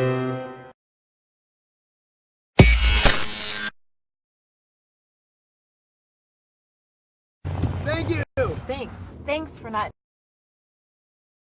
just selling me tires. Thanks for doing the work I needed. Not suggesting stuff I don't. Thanks for checking my brakes. Checking my brakes. Thanks for checking my brakes. For free. Just to make sure I'm all good. Who does that anymore? So thanks. Thank you. Yeah. Thanks for doing the right thing by not just selling me tires. Les Schwab Tires. Doing the right thing matters.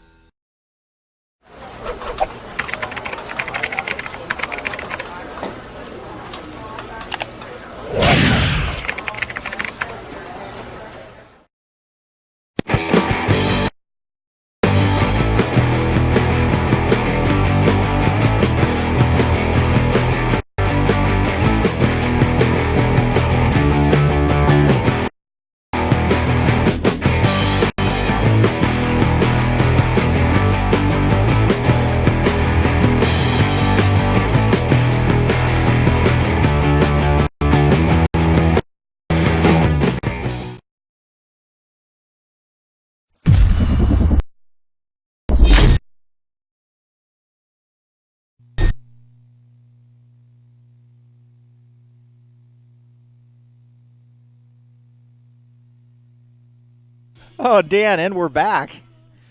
So, hey, you can see we have sponsors. That's another way to support us. Yes, you know what? It is another way. And we appreciate our fine sponsors here on TurkPride.tv. I'm okay with you trading hitting that subscribe button for the $150 sponsorship fee. Yeah.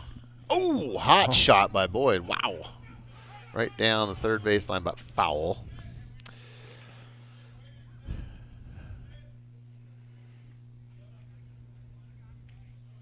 And Dave, I saw that you stopped this morning at one of our longtime sponsors here on TurkPride.tv.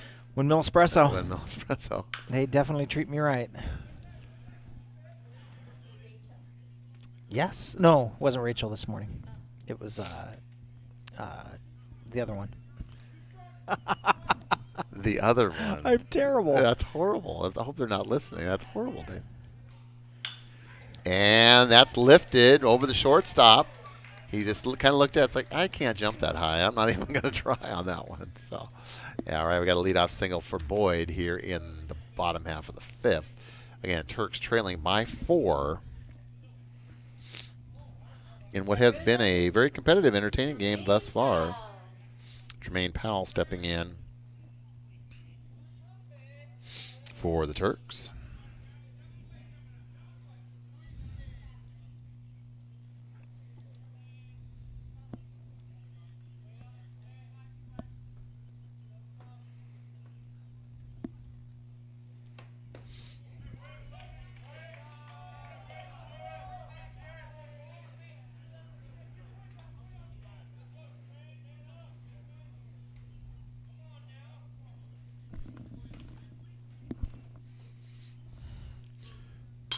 And Powell reaches out and gets a little blooper. And play goes over to first for out number 1. But the runner advances over into scoring position. And it's going to be Joe Day stepping in.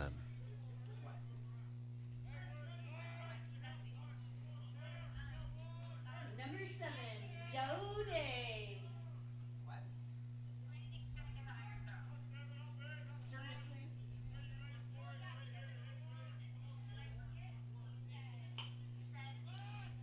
Fouled.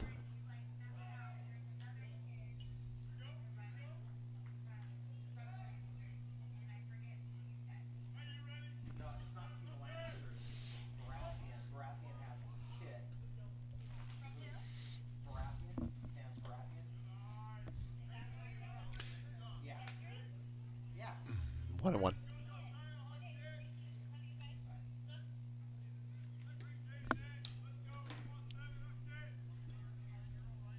My daughter's trying to talk the Game of Thrones talk. She's cheating. And that's out of play. Just out of play. Is she? We want to make everyone aware of my apologies. We have a new pitcher in for the Wolves. And it's number 14, Johnny Callow. Is that right? Carlson. Carlson, I guess it is. Carlson. Johnny Carlson, I believe, is the young man's name. I apologize to the Coupeville fans if I've mispronounced young man's name. Foul back off the screen.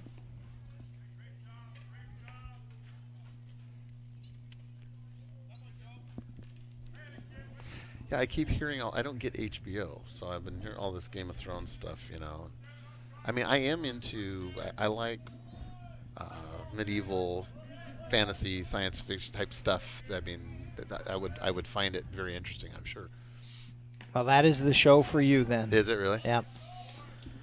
And it's like a soap opera on top of it. Oh. And it's just backstabbing and Wow. Sounds backroom deals. Yeah, I've heard a lot about it. Just have not Do you watch it, seen Mickey? an episode. Yeah, high school. Mickey just quitted high school. Really? If you had thorns or swords in high school, it would be pretty much Game of Thrones. Yeah, pretty much the same thing. That's right. And I forgot to mention, we don't miss Mickey Miller's advice to the lovelorn here on TurkPride.tv. On the trace. Mickey's always available to take your calls for any affairs of the heart that you have going on. She's always available. Chop foul. Johnny. Yeah. Yes, yeah. All right, 2 balls, 2 strikes, no outs. Runner in scoring position at second base for the Turks. Josiah Day at the plate.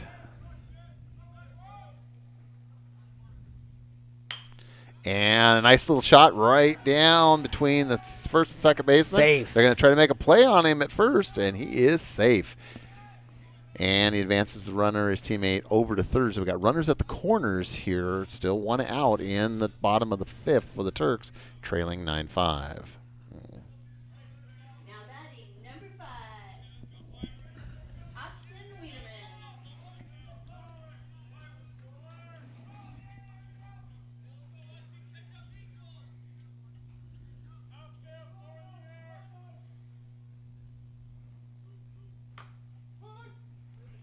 Strike.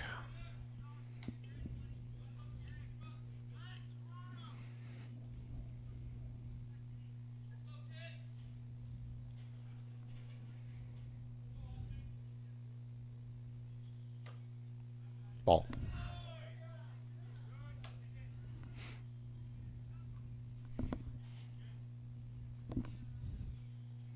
So, Dave, I think we have a final. There's nothing going on over at the softball field. I think the game is over. Let me refresh that real I quick. think the Turks scored a victory, I would say, with the lead that they had. Oh, yeah, they're clearing out They're over there. clearing out. Everybody's packing up, heading home. Well, Adam didn't mark it final, so I think I'll do that for him. Yep, it looks like it's 13-3. 13-3. Congratulations to the Lady Turks on a hard-fought victory against the Falcons from South Whidbey.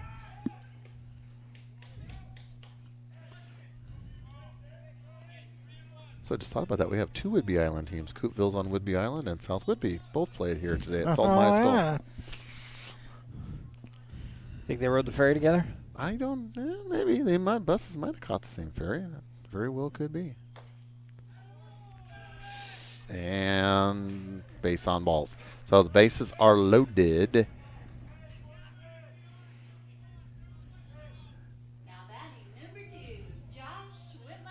And so it's Whitmire-Skeeth is going to step in now with the bases loaded and a chance to really help his team out with a base hit right here.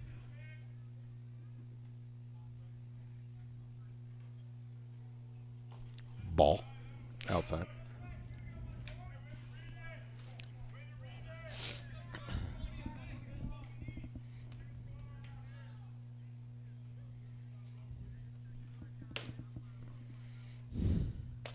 Swing and a miss.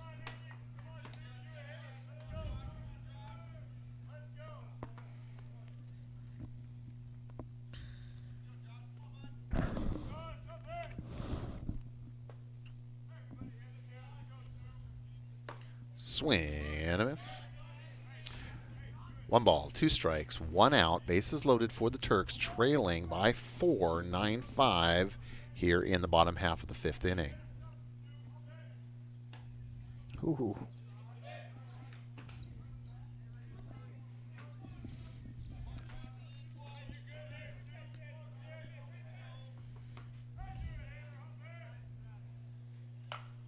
And a little slow roller, and that's going to be trouble. First baseman, nobody home, and Skeeth delivers. So nice job by that young man. And first base, nobody was covering over there, and he lost his footing.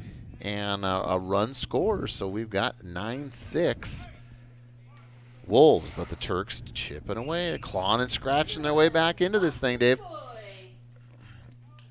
Lawson Coy stepping in for the Turks, and we're going to have a little conversation at the mound. So again, for folks just joining us, a little update on our program here on TurkPride.tv. Tomorrow we have track. So Dave, I haven't. For those of us that haven't watched, how do you broadcast track?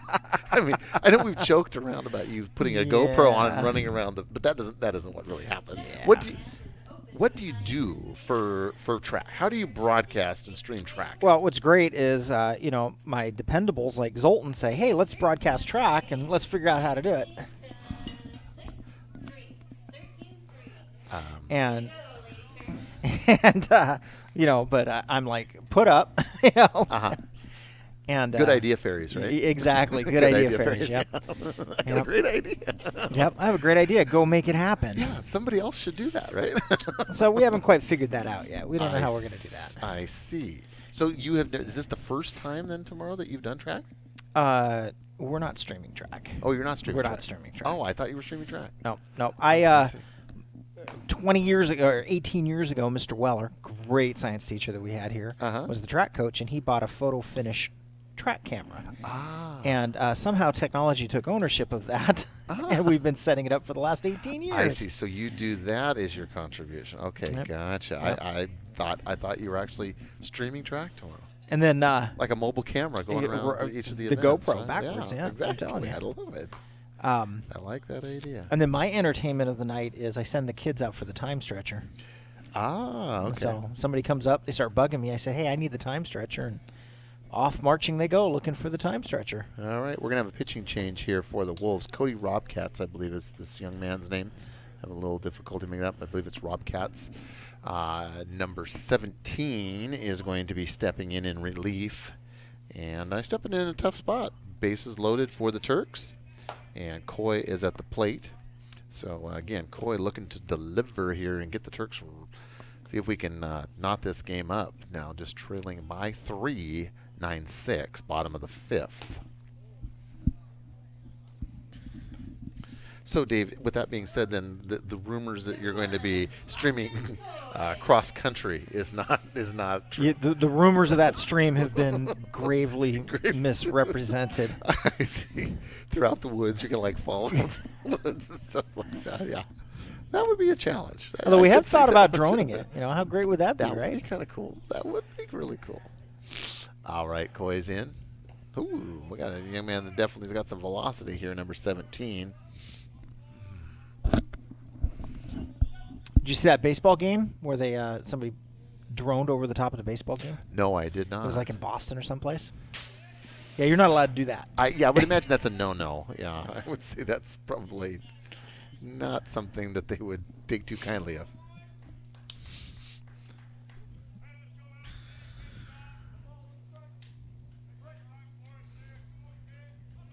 Did you get that count, Mickey? Don't get that wrong. And Coy lifts one. Yes, it drops. Perfect. That's exactly what we needed right there. Awesome. RBI single. So it gets just died just enough to have it fall in front of the right fielder there. And the Turks push another behind. So they're trailing now just by 2. Don't you go anywhere. We got a great one. This one's going to go right to the finish, I have a feeling. 2 very evenly matched teams. Really battling with something on the line. Again, this game is important to both of these teams, but even more so to the Turks today, trying to knot this series here at 2. He's going to come, and he got him.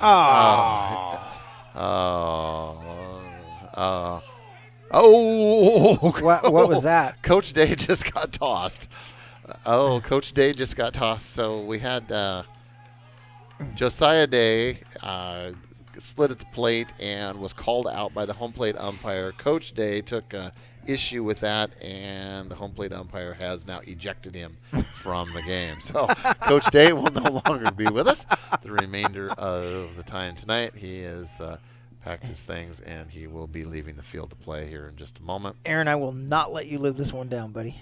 Oh. Don't forget to throw the base before you walk off. All right, so... All right, so we're going to have a little brief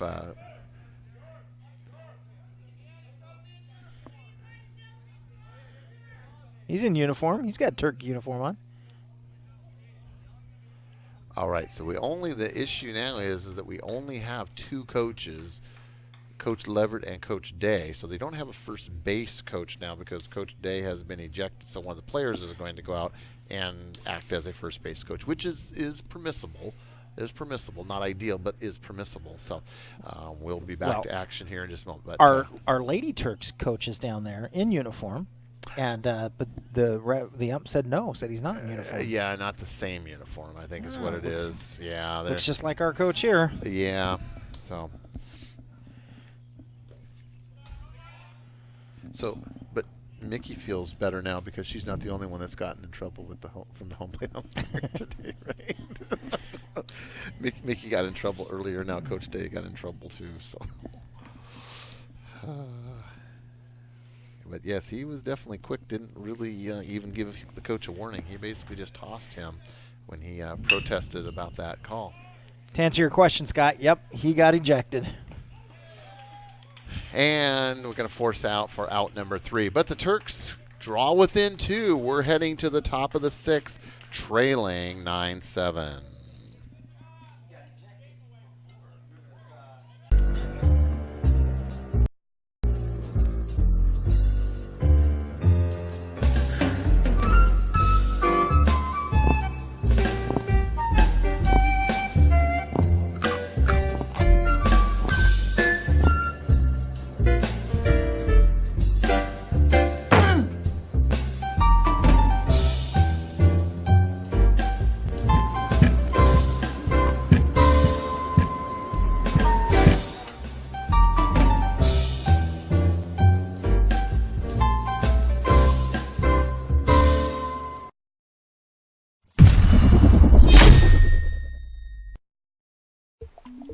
Let's say you're driving along in Washington on Highway 2, and you find yourself in Sultan. Better yet, you live here. It's the home of the Turks, by the way. And you realize you haven't had a hot cup of coffee today. That's okay. Just drive east and look for the giant windmill located on the east end of Sultan. Even voted the best coffee in Sky Valley. It's a simple formula.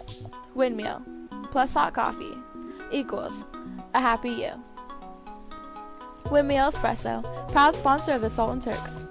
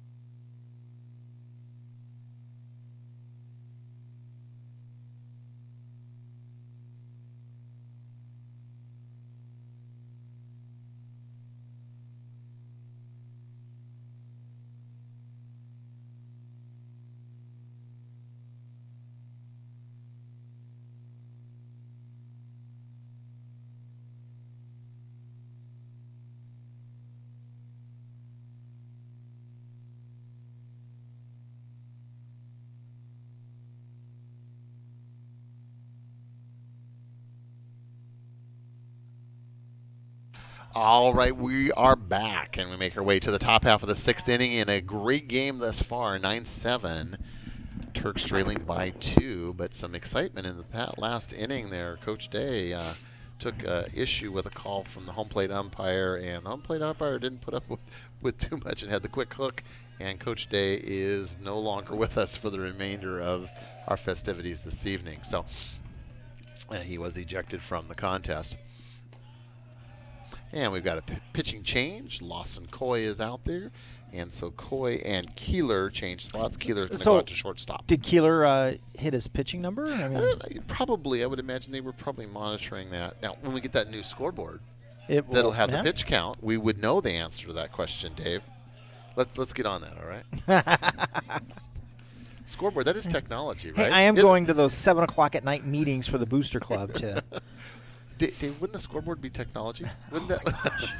You know, it used to just be light bulbs. You know, now that they're computers, all of a sudden the wheel. Technology. That's right.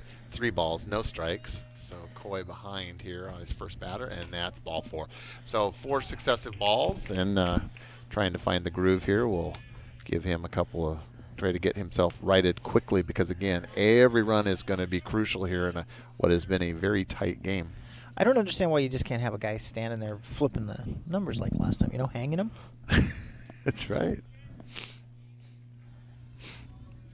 I think is it Wrigley Field or Boston or Fenway that still has a manual out in the outfield still has a manual where they put the numbers up. What an honor, You think people would be beating down the door for that? They're job. inside and they turn the things and put them on the wall there. I think it's Fenway, I believe, but I could be wrong.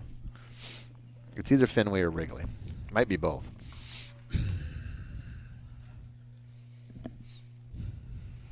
Okay. Look at that. We're at near capacity on the stream as well. Wow, we're breaking the. Okay, guys. We broke the internet. Hit that subscribe button. All you new people watching, please hit that subscribe People button. are calling their friends and saying, "This is a pretty good baseball This is a game great right here." game, So right? get online and watch this. News is spreading through the island. That's right. And Coy over to first Oh, base. no. Oh, it gets past Boyd, and runner's going to scoot down from first to second. So.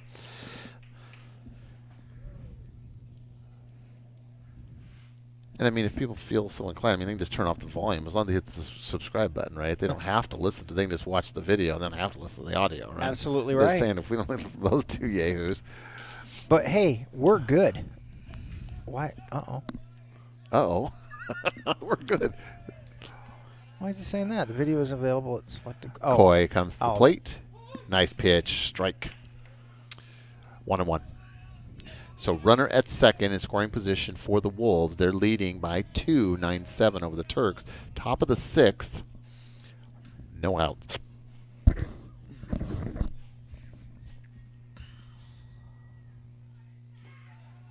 Nice block by Hamilton. Hamilton's just done a really nice job behind the plate. For those of you that weren't with us in the top of the first, Hamilton had to be taken out for the remainder of the first inning, but then was able to return in the second, took a pretty hard shot to the helmet, but was cleared through concussion protocol and was allowed to return to the game tonight. And we're glad to report that he is fine, has shown no ill effects of that encounter early on.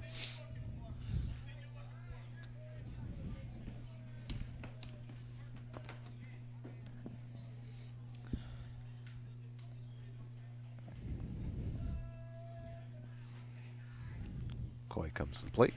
Strike. So again, Turks switching things up a little bit, going from the right-hander Keeler to the left-hander Coy. Full count on the batter. Was that directed at you, Mickey, or was he just saying that? Swing and a miss. So strikeout for Coy. And that is out number 1. Runner remains in scoring position at second.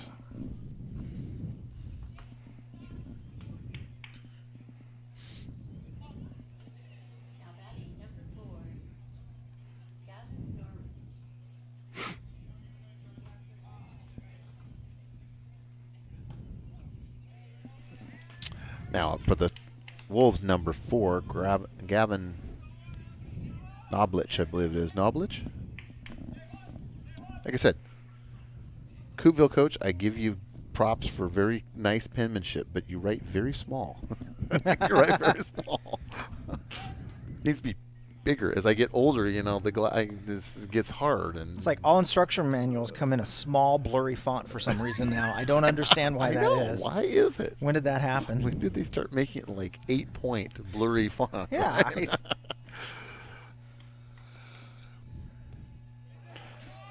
Ball gets by Hamilton, lost it there, and then the runner's going to make his way over to third.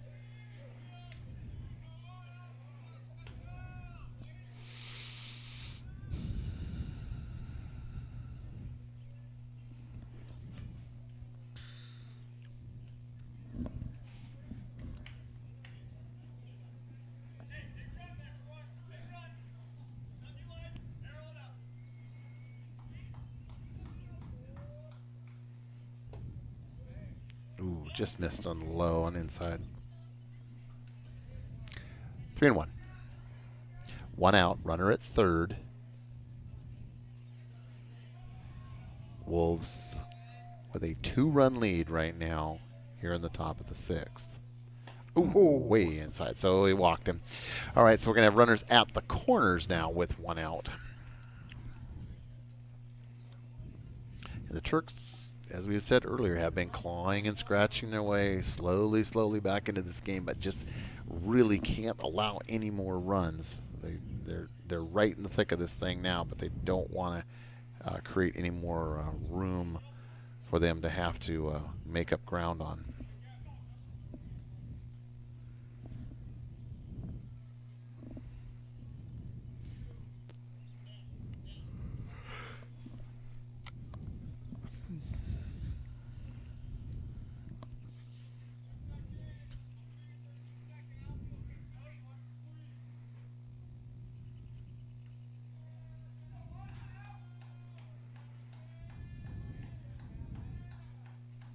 Squares to bunt.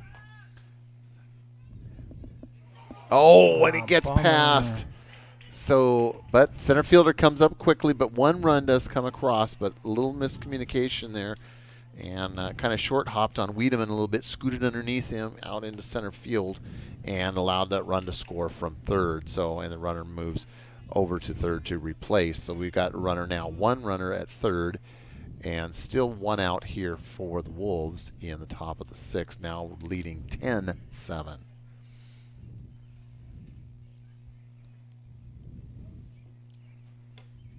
Strike on the outside corner. And we got a nice sized group here at Sultan High School. Stands are pretty well full on what turned out to be a pretty nice afternoon. I mean, it's getting a little cloudier now. We're expecting a change in the weather tomorrow, but it's been a very pleasant afternoon and a great day for baseball.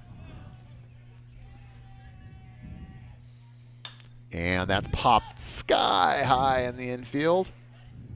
And Wiedemann comes over and makes the catch for out number 2, and runner holds at third.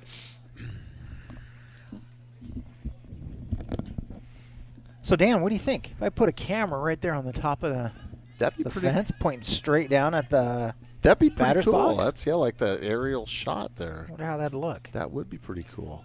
We could put it in the bottom corner of the stream. Kind of like a picture-in-picture. Yeah. The old picture-in-picture, right? That would be kind of cool. Swing and a miss. Do you think there's any rules about doing something like that? No, I don't think so. As long as it doesn't come into the field of play, as long as you just keep it right on the edge of the screen, I think you're right. Mount it right there in the middle and point it down. Now there's a chance a foul ball could hit it, break it, knock it off, or something like that. That's outside ball. What about you guys watching? What do you think? Would you like that if you could look straight down on the batter's box? Yeah, let's get your feedback. I mean, Dave Moon, he's got nothing else to do, right? You're looking for things to do. Sounds like a great summer project, actually. You're just bored to tears sitting at your desk in your palatial studios. Swing and a miss. Well, what we're going to do this summer, we're increasing the Wi-Fi to this building right here, and we're going to put security cameras up. Oh. And so if we got the boom truck here, we might as well throw one up there, right? Might as well do her. $100 investment, look good. Swing and a miss. So Coy comes back, strikes him out. We're going to head to the bottom half of the sixth. Turks trailing by 3.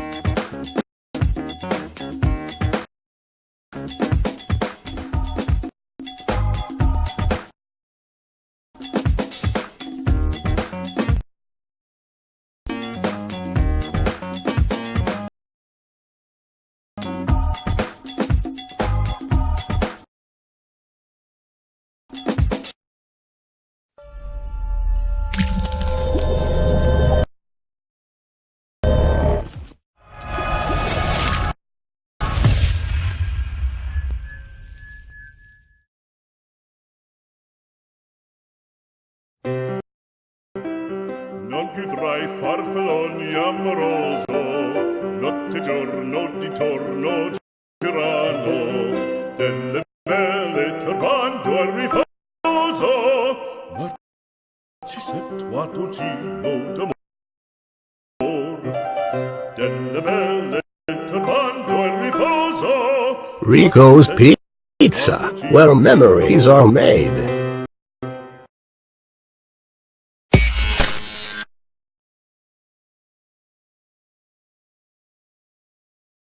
Thank you! Thanks. Thanks for not just selling me tires. Thanks for doing the work I needed.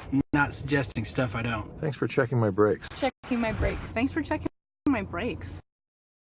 For free. Just to make sure I'm all good. Who does that anymore? So thanks. Thank you. Yeah. Thanks for doing the right thing by not just selling me tires. Let's swap tires. Doing the right thing matters.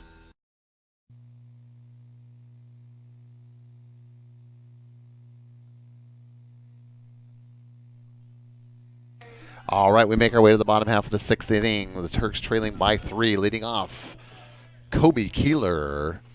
And Kobe has had just a fantastic season as far as our starting pitcher today. Has logged 3 home runs. Boy, we'd sure love to see a 4th here in this game tonight.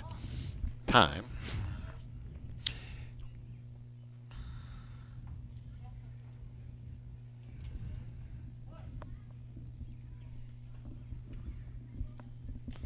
Ball. So we'd like to recognize Coach McDicken that has joined the team. Changed his uniform and is out there since Coach Day had to have an untimely exit. What's the difference? The white pants? I mean, he's wearing the same shirt. I guess. An untimely exit. Coach Day was swing and a miss. For those of you that missed it, Coach Day took issue with a call from the home plate umpire and was promptly ejected from the game. So Turks found themselves short one base coach, and Coach McDicken made his way over, changed his uniform, and is out there helping the boys coach at first base. So we'd like to recognize and thank him. Keeler, foul. Over where Mickey parked. Yeah. Some orange Camaro, some orange convertible Camaro just got hit over there, right? It's got a sunroof now. It's got a sunroof, yeah. Was a hardtop. No, it's a convertible.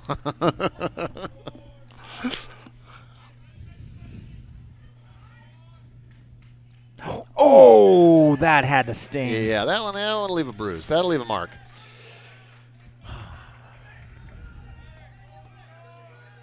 In the immortal words of Chris Farley from Tommy Boy, that'll leave a mark. That'll leave a mark.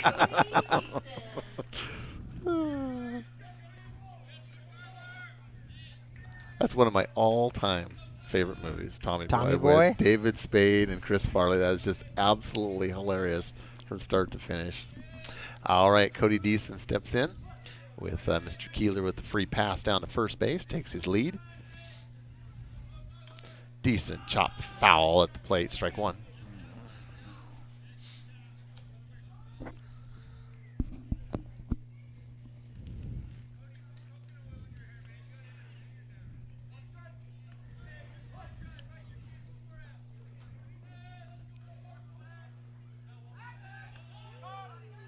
Safe. Close, but got in under the tag.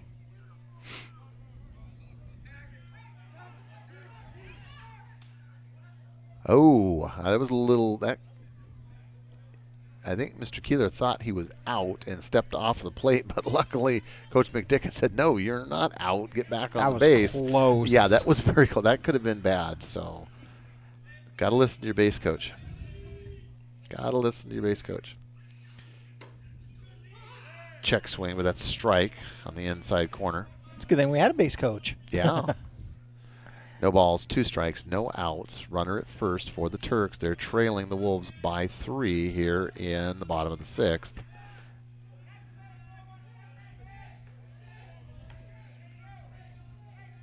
Yeah, Mrs. Keeler is going to have some stains she's going to have to work on those pants tonight with. I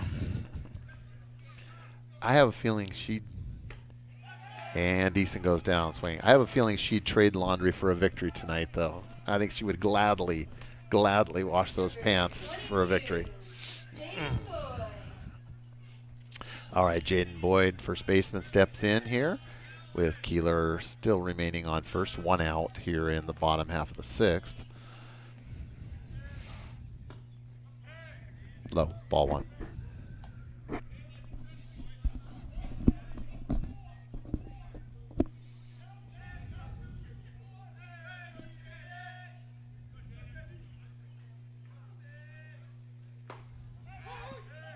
Strike.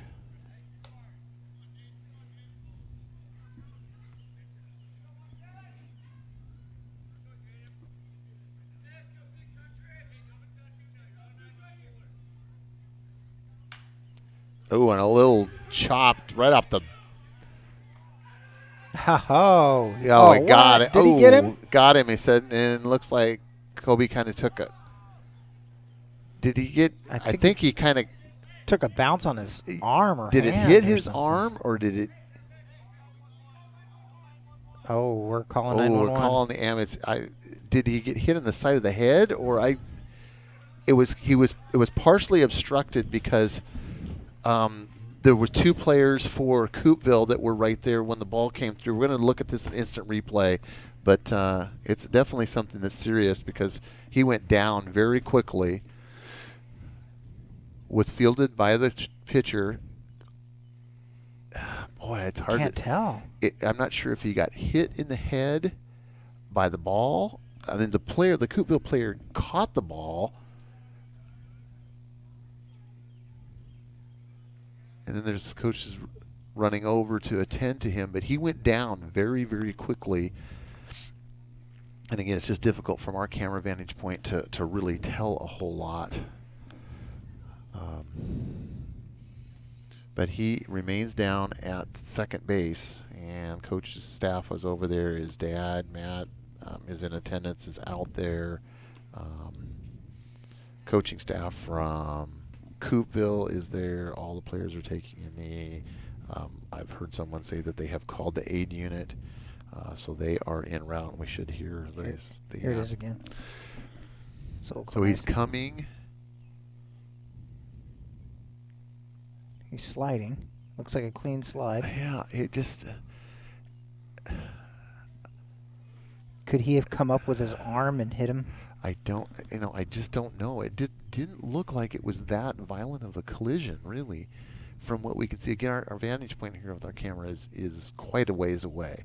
But Coach Leverett saw it. I mean, he ran to him very quickly and said, call 911, even before he made it over to him. So he definitely saw that it was, or felt that it was something serious. And Colby continues to be down at second base. He's got lots of folks there attending to him, and I would anticipate we will have some sirens from aid unit. Will be here in just a couple of minutes. Our fire station is relatively close here in town, so we should have first responders here shortly to attend to him and get him transported for some medical assistance. But again, we will not speculate any further, but we wish him all the best. Still remaining down at second base. So we're going to take a little break here on TurkPride.tv. We'll be back with you in just a few minutes.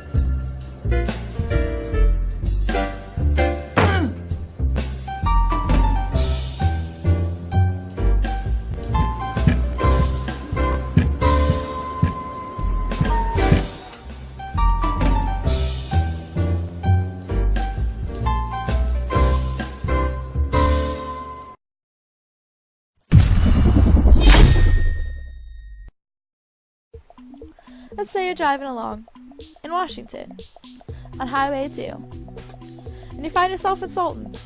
Better yet, you live here. It's the home of the Turks, by the way. And you realize you haven't had a hot cup of coffee today. That's okay.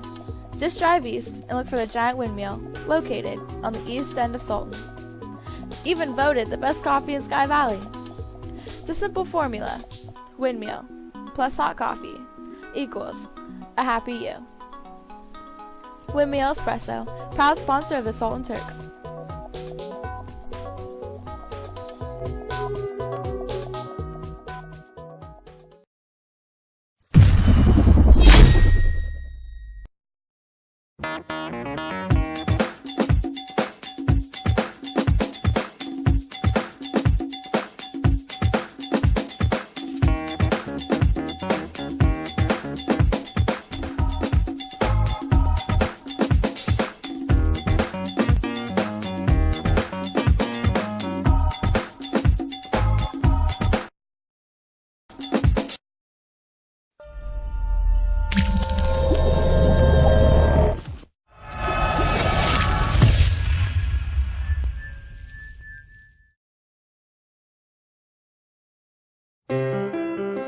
più tra i farfalloni amoroso, notte e giorno di torno girano, delle belle turbando al riposo, narcisetto gino d'amor. Delle belle turbando al riposo, Rico's Pizza, where memories are made.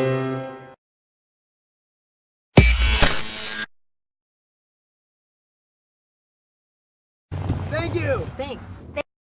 Thanks for not just selling me tires. Thanks for doing the work I needed. Not suggesting stuff I don't. Thanks for checking my brakes. Checking my brakes. Thanks for checking my brakes. For free. Just to make sure I'm all good. Who does that anymore? So thanks. Thank you. Yeah. Thanks for doing the right thing by not just selling me tires. Let's swap tires. Doing the right thing matters.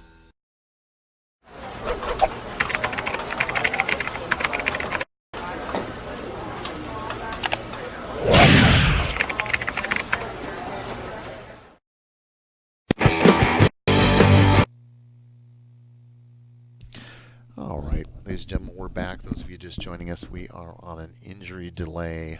Kobe Keeler made a play, advancing from first to second base, and we looked at the replay multiple times, and I was looking for something maybe that had struck his head or something like that. We're hearing now, again, this is just secondhand information, that he may have a leg injury. It looks like that's what they're attending to right now. Whereas he was sliding into second base, may have caught the base and injured himself, injured his leg, and he has been down, continues to be down. I did hear, I think, sirens in the distance, so I think we should have first responder aid will be here shortly. And but he is obviously done for the day. They will be transporting him to get some medical attention and assess the severity of his injury. But they're Brandy Varnell, our registered nurse who is in charge of our sports medicine program, is out there now kind of looking at him and providing some assistance and insight into his injury. But yeah, it looks like that they're kind of concentrating and stabilizing his leg area. Can't tell which one, whether it's the left leg, which is the one on the top, or his right leg, which is underneath him. But Coach Leverett, who was coaching at third base, immediately, and the aid vehicle has just made its way actually onto the field. They'll be driving onto the field here to minimize actually having to transport him any further than necessary. And so we'll take time to make sure that he is safely stabilized and then transported to a local hospital, which would be Evergreen in Monroe is the closest medical facility, which is, for those of you that haven't been here before, is about a 15-minute drive. But if you're doing sirens and lights, it'd be much quicker than that. So I'd like to recognize our first responders from Fire District 5 here in Sultan. And they do excellent work, and we appreciate everything that our first responders do. They are always there when they are needed. So again, both teams still paying respects and kneeling, and we're standing on the line and kind of waiting for some update. The Turks are gathering together and trying to lend some support to their fallen teammate out there at second base. So again, we'll stay with you here. They are getting a stretcher out, and we'll be putting him on a gurney and transporting him, as we said, to local medical facility, Evergreen Hospital in Monroe. And hopefully, we know it's definitely something serious. You don't call the aid car, you don't get the gurney out and put somebody on that and transport him to the hospital unless it's something fairly serious. So but again, it appears to be an injury to his leg. He was sliding into second base, close play, tight fought game, and appears that he caught his leg and suffered an injury to his leg or knee or something to that effect. But once we have something more definitive, we will pass it on to you. But again, just hate to see stuff like this at any time to any athlete. And Kobe's just a really great kid. And in addition to being a great ball player, he is just a really great kid. Very, very nice young man. And so we definitely hate to see bad things happen to good kids. And we wish him the best and his family. Her mom and dad are both in attendance today, so that's tough to see your son or daughter become injured when you're there watching them compete. at this level. So anyway, we'll take an additional break and we'll be back to action in just a bit.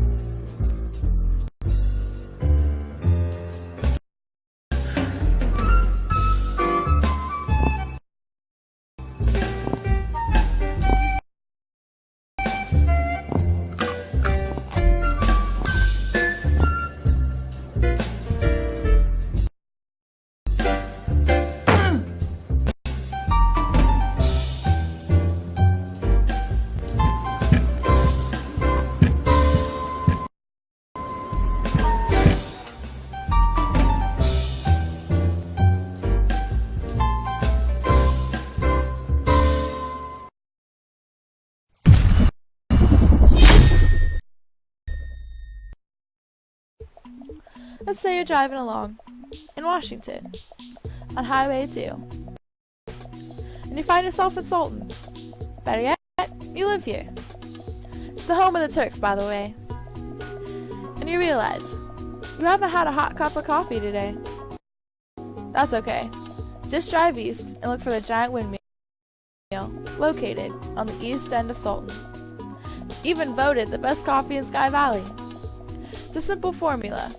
Windmill plus hot coffee equals a happy you. Windmill Espresso, proud sponsor of the Sultan Turks.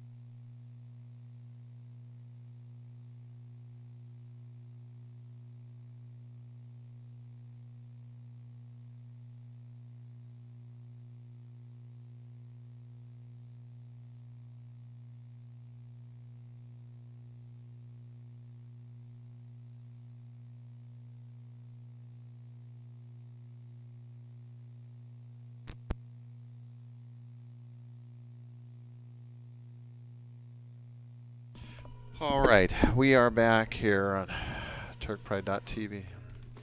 But it's been a kind of a bizarre game so far today. We've had one injury or potential injury early on. Jack Hamilton took a shot to the head. We thought he was going to be out for a concussion, but he was fortunately fine. But then just recently, something much more severe is Kobe Keeler had a slide at second base, and it appears that suffered a leg injury, pretty severe enough that he had to be taken via aid car on the way to the hospital. He is on his way. His dad, Matt, is with him, and his mother is en route, so they will meet him in Monroe at the hospital, and he will get the medical attention that he needs. So we wish him and his family all the best, and hopefully it will not be as serious as things initially appeared. Anyway, because of this lengthy break, we're allowing the teams to get back on the field, re-warm up, and we'll be back underway to action here in just a couple minutes. So kind of to bring you up to speed of where we're at, the count will be 1 ball, 1 strike, 2 outs here in the bottom of the 6th. There'll be runners on first base only, and the count will be 1-1 on the batter. So that's kind of where we're at. We're going to let them get ready, get set back up, and it'll be interesting to see how do the Turks do that. Do they do it as a motivator, or do they, or is that something that's going to get them down? I have a feeling it's going to be a motivating factor for them here in this very important game, very tight game here against the Wolves. So we are back to action, and foul just down the line by Tremaine Powell. 1 ball, 2 strikes. And again, 2 outs here for the Turks at the bottom of the 6th, trailing by 3 in what has been a very entertaining, very competitive.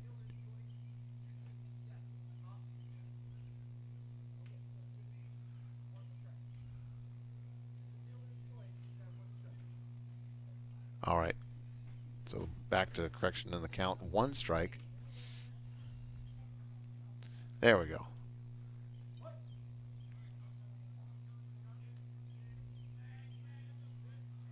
Swing, strike 2.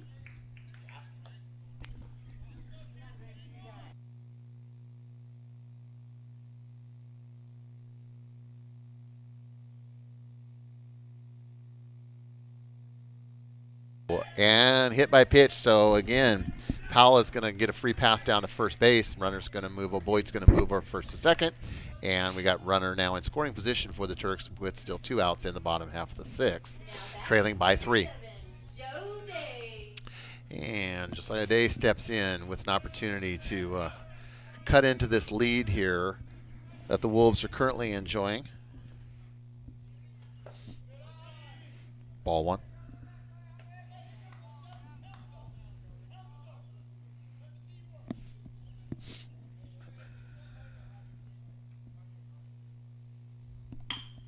And he gets it through right down the right field.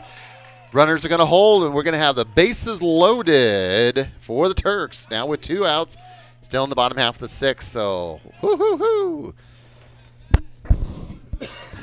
Here we go. Don't you go anywhere, folks. This one's going to go right down to the wire. We got a good one here, and we appreciate you being here, enjoying it just as much as we enjoy bringing it to you on TurkPride.tv, your home for all things Sultan Athletics.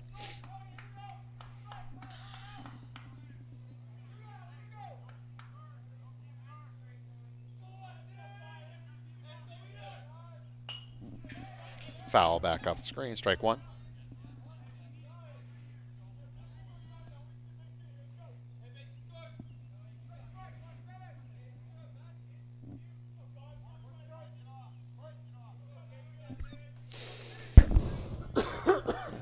Swing and a miss by Wiedemann.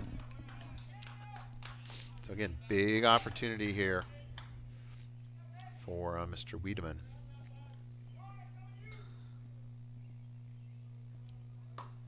Oh, what? Strike 3. Oh, and the Turks strand 3. Oh, well, that's tough to take. What do you think of that call? Head to the 7th, and the Turks trailing by 3.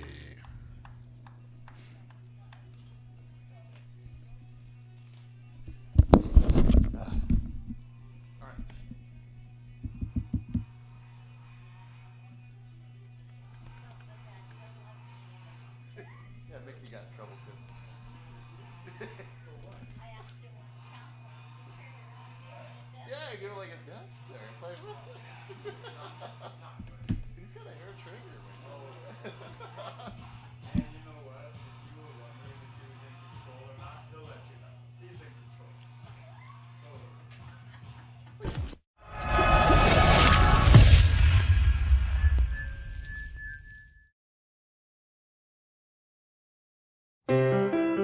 Non più tra i farfalloni amoroso, notte e giorno di torno girano, delle belle turbando al riposo, narcisetto gino d'amor.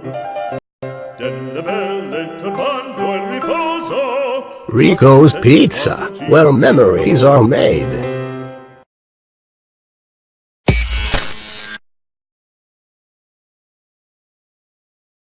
Thank you! Thanks. Thanks for not just selling me tires. Thanks for doing the work I needed. Not suggesting stuff I don't. Thanks for checking my brakes. Checking my brakes. Thanks for checking my brakes. For free. Just to make sure I'm all good. Who does that anymore? So thanks. Thank you. Yeah. Thanks for doing the right thing by not just selling me tires. Let's swap tires. Doing the right thing matters.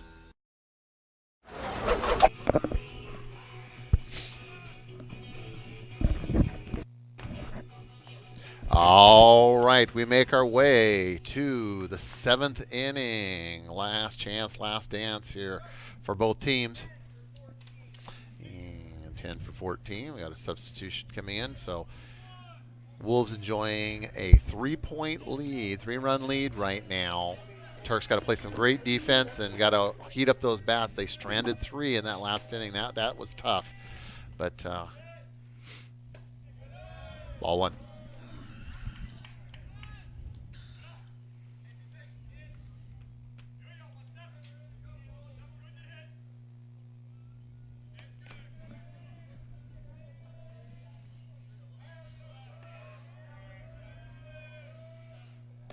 Inside high, ball 2.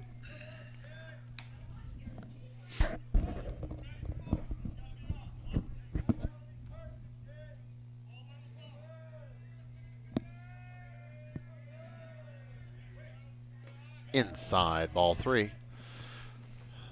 So quite quickly behind in the count, 3-0.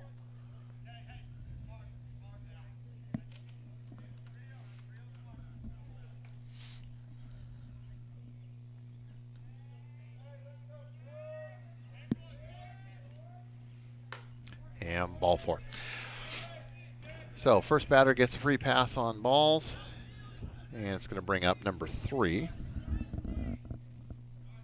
Mason Grove.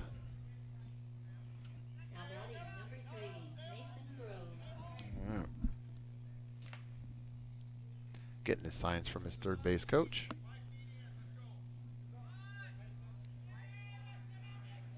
And Coach Leverett brings in third baseman Deason outside. Nice recovery by Hamilton there. Hamilton's done a nice job behind the plate today. We had a little bit of a scare early on where for precautionary purposes they pulled him out and did a concussion protocol, but fortunate it was nothing serious and Jack was allowed to return in the 2nd inning.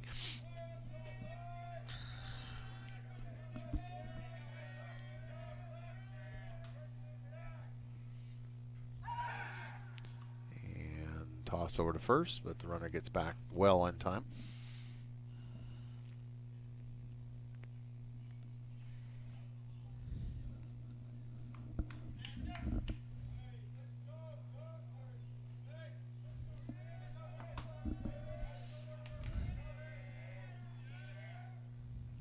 Inside ball.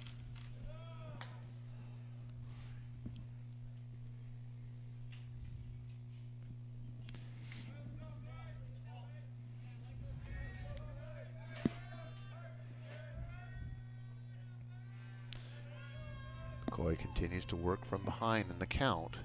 Keeping an eye over at first, and he goes over there, but the runner gets back safely.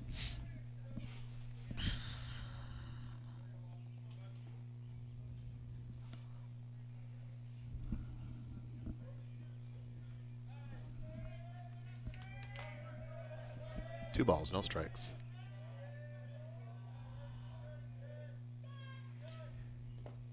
That's low. Ball 3.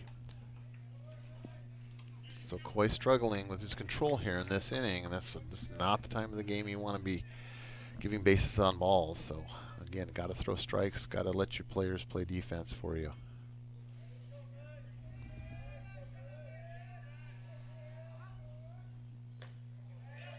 Ball 4. So now runners at first and second. So the Wolves have a runner in scoring position, clinging to a 3-run lead here in the top of the 7th. No outs.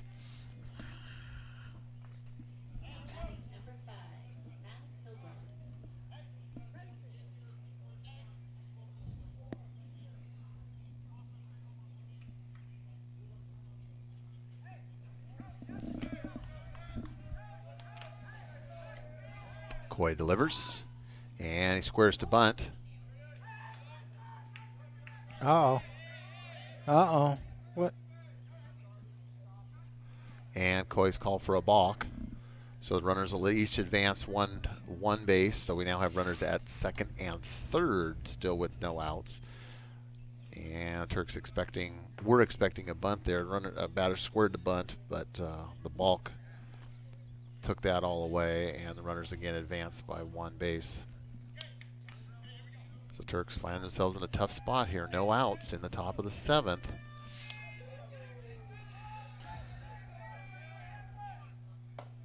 That's a good looking pitch right there. Strike.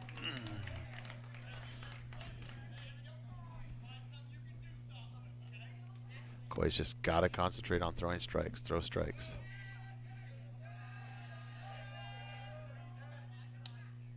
There we go. Strike 2. Swing and a miss. He's ahead 0-2 on the batter.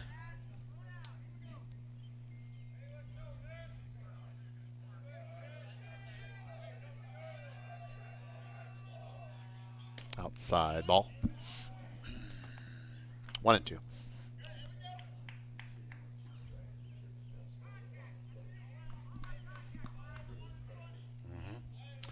Yeah, batter's crowding the plate pretty close.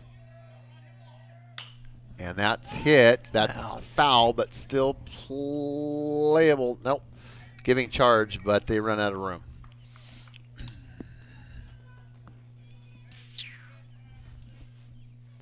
Count stays at 1-2. For those of you just joining us, this game has had just a little bit of everything. We've had highs, lows, and everything in between. We've had one potential injury that turned out not to be, one other that is definitely more serious, one Turk player being on his way to the hospital right now. We've had a coach that was ejected. We've had a little bit of everything in this game.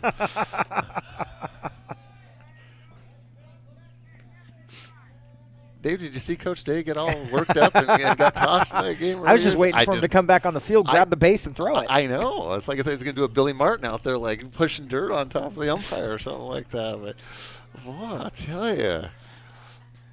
And that's a little blooper. Oh, he tries to give. And then it bounces off the shortstop's glove and then rolls to the second baseman. And a run comes in to score, and it goes now 11-7. So, yeah, so we've had a little bit of everything in today's game. You going to play Staying Alive for the bottom? No, I think we got to go to the final countdown. We got to do final countdown by Europe. We got to do that. You know, it's going to be the last chance, last dance for the Turks. Got to get out of this inning first, though, but still in a very winnable game. Just got to play some defense and get out of this inning. It's now no outs still here in the top of the 7th. Runners at the corners for the Wolves, and they lead the Turks, the hometown Turks, by 4.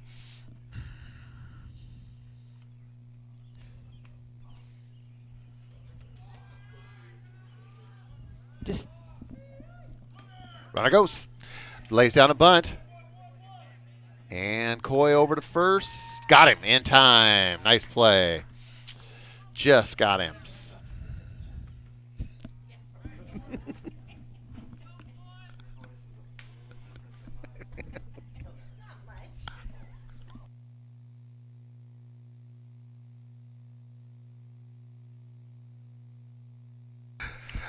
All right, we've got 1 out now in the top of the 7th. Runners at second and third for the Wolves.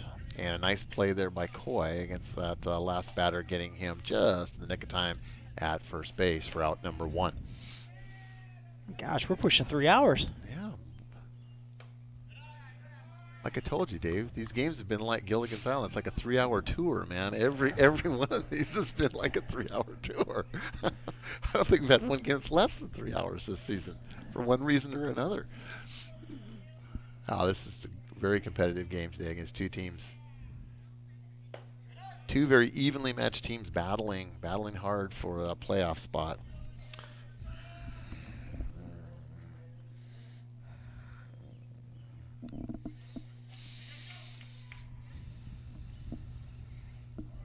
And Coy pitching from behind again, so he's been making things hard on himself. Getting behind in the count. And that's a strike. Good looking pitch there.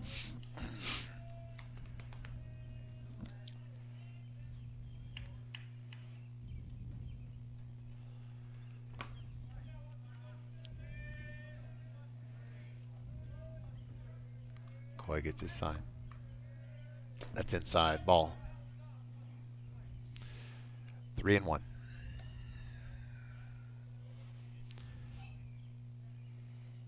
Do not want to give a walk here.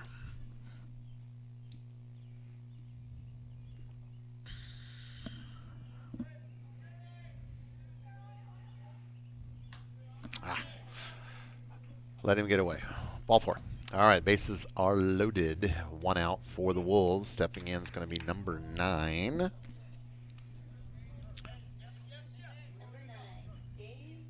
Lucero, Dave Lucero, number 9, stepping in.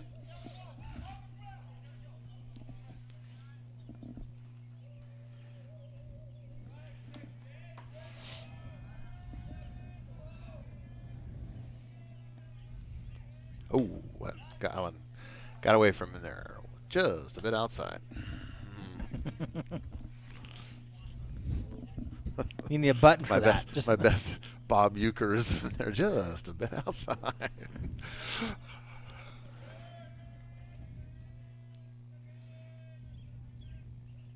And that one is low, ball 2. So Coy continues to struggle with his control here in this inning. And he's been pitching from behind pretty much from the start of this inning, getting fairly deep into the count.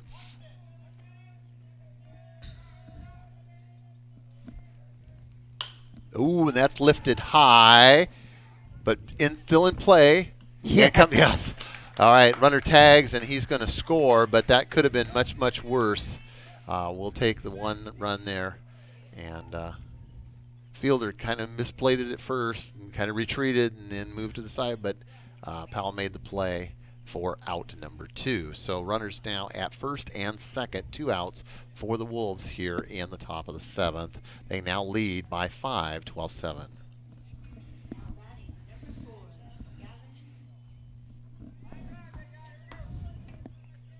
Gavin's good. Gavin. Knobloch, I believe it is. Knobloch. I think it's Knobloch. Gavin Knobloch. Like I said, again, we give the Coupeville coach props. Chris Smith, great penmanship, really, but it's small. It's just very small. And that's kind of just a little flare that just falls over the shortstop's outstretched glove, and he's going to try to make a play at home, but no, run's going to score. We're going to have runners still now at first and second, but 1 more across, making the score 13-7.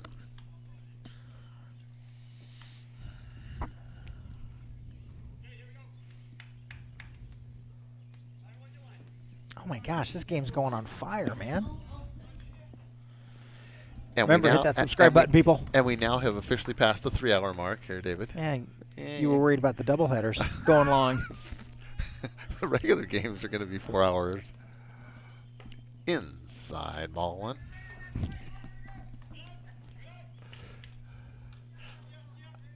Just missed the inside corner.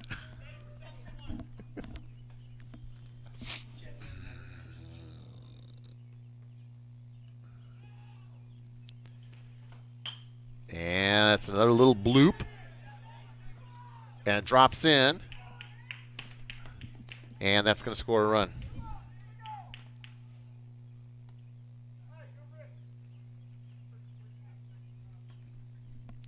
All right, we got it. We've got an update. Again, not official, but pretty reliable. That appears to be an ankle. Kobe Keeler was taken off the field by an aid car in the past inning. If you weren't with us, and it sounds like he may have broken his ankle, or so definitely something with his leg or ankle. That's kind of what we thought after looking at things a little bit. So we wish him the best, but. That's really an unfortunate way to have to end your season for that young man. Just a great, not only a great player, but a great young man. So we wish him and his family all the best.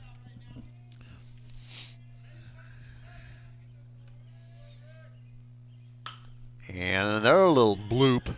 Man, just bloop, bloop, bloop, bloop. And center fielder comes in to make the play. But the damage is done. We got a big hill to climb now. The Turks trail by 7, 14-7.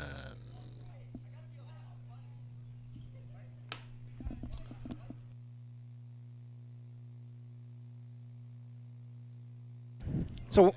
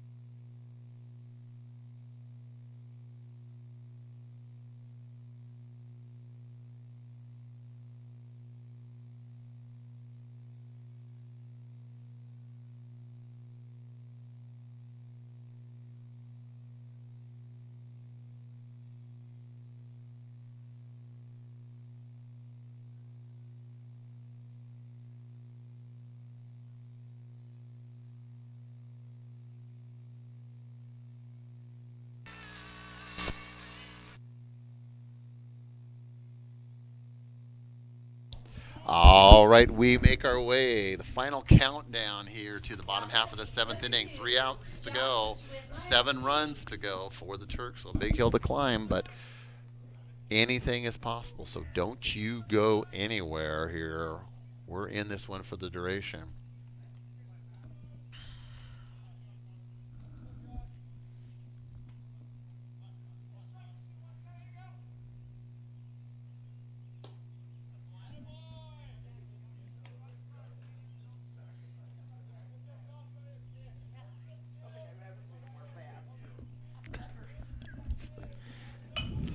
And chop down the first base, and the first baseman makes the play unassisted for out number 1.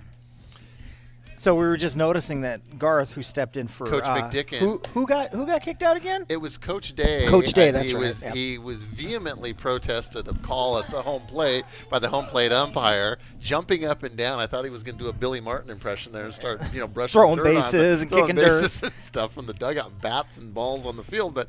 He contained himself, and that's another one right to the first baseman. Bummer. So 2 unassisted outs. So the Turks are down to their last out. But yes, Coach McDicken came over because the girls' softball game had completed and put on a uniform and filled in for Coach Day. So we appreciate Coach McDicken stepping in and helping out this afternoon. And if you don't know Coach McDicken, he doesn't wear pants ever. Yeah, he's not a big pants guy. That coming from someone else. Speaking of that, David, you're wearing about pants. time to switch over. over. It's about time for you to switch over to the cargos. Now there, David. The heater under my desk has failed, so it's a little colder in my office. So heaters, that's technology. You could put that on the technology, right? All right, 2 outs here for the Turks. And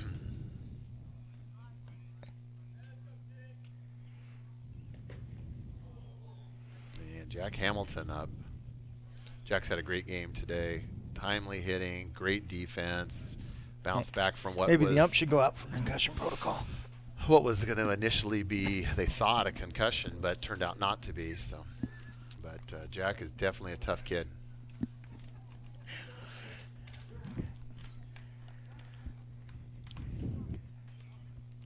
Yes, this game, like I said, has had just a little bit of everything.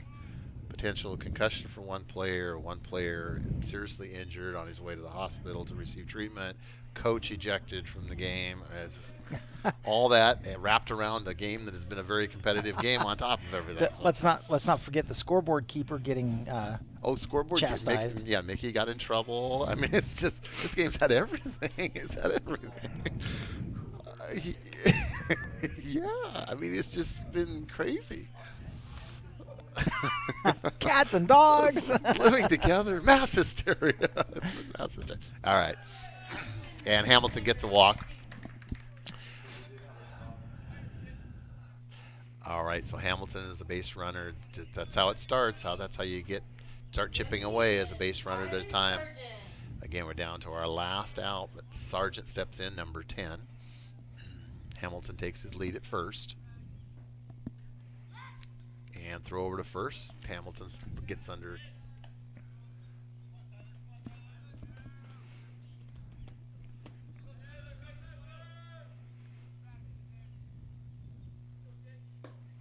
Strike. 0-1.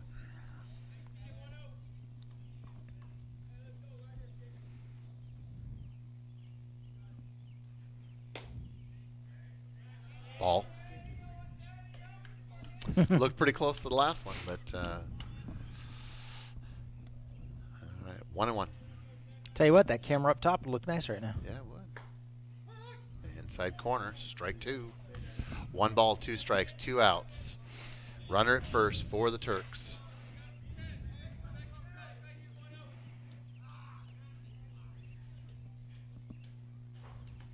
Ball, and gets past the catcher. Don't slide. Hamilton's going to make his way, trot down to second.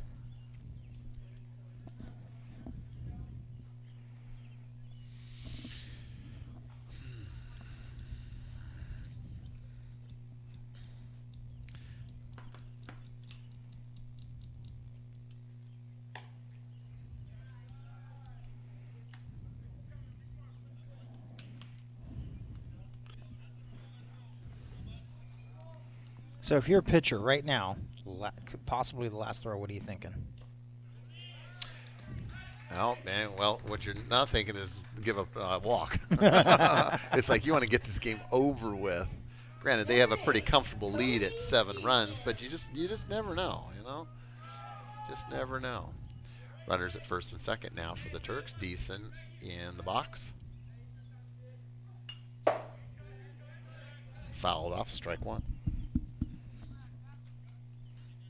Well, it's a good thing we're getting towards the end of this one, Dave, because light and darkness is going to start playing a role here fairly soon. We're now approaching 7:15 p.m., and clouds have definitely come in, and it's starting to get noticeably darker. And colder. And colder.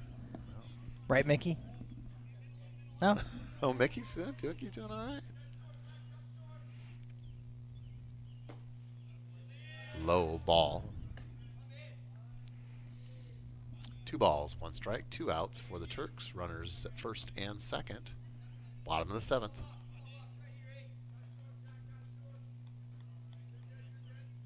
Inside ball. 3-1. So both pitchers have struggled with their control, and coach is going to come out and have a little chat with the young man. So reminding folks here, as it sits right now, we are scheduled for a game tomorrow here on TurkPride.tv. This would be a makeup for a rescheduled game against the Granite Falls Tigers. They were only able to get 2 in last week as opposed to the required 3. So that is an important game because Sultan again is vying with Coupeville and Granite Falls for that 4th playoff spot. So it's definitely an important game tomorrow. But in looking at the weather report, not looking too promising. They're talking about a 90% chance of rain tomorrow, light rain in the AM, and progressing into more steady rain in the afternoon. If that's the case, what I have been led to believe by Mr. Sifferman is that game would be moved out 1 week to the following Thursday, which would be the next to last game of the year, where we already have 2 scheduled, Monday and Friday, so we have 3 home games if that's the case. And Deason gets a pass, so now the bases are loaded, and Boyd is going to come in. So Dave, you could have 3 games plus maybe a girls' game next week. Might be a busy. I'm sure there'll be plenty of things sprinkled in. It's going to be a busy week there for you, there, big guy. Monday, Tuesday for softball. Monday, Tuesday, and you could be so Monday would be a doubleheader, or boys and girls. Tuesday, and then Wednesday and Thursday. You'd have a game every day. We just need to sprinkle in a couple soccer games and make it a full boat. A couple of soccer games, and then some extreme sports on the Ocho, and call it good. And Boyd hits his roller, and it's going to go over and do the force at third, and the game is over. So with that, the final score: Sultan Turks 7, Coupeville Wolves 14. We appreciate you being here on TurkPride.tv for our game today, and we will again schedule for a game tomorrow against Granite Falls, weather permitting. For myself, Dan Baller, and my executive producer, Diamond Dave Moon. Good night. Good night.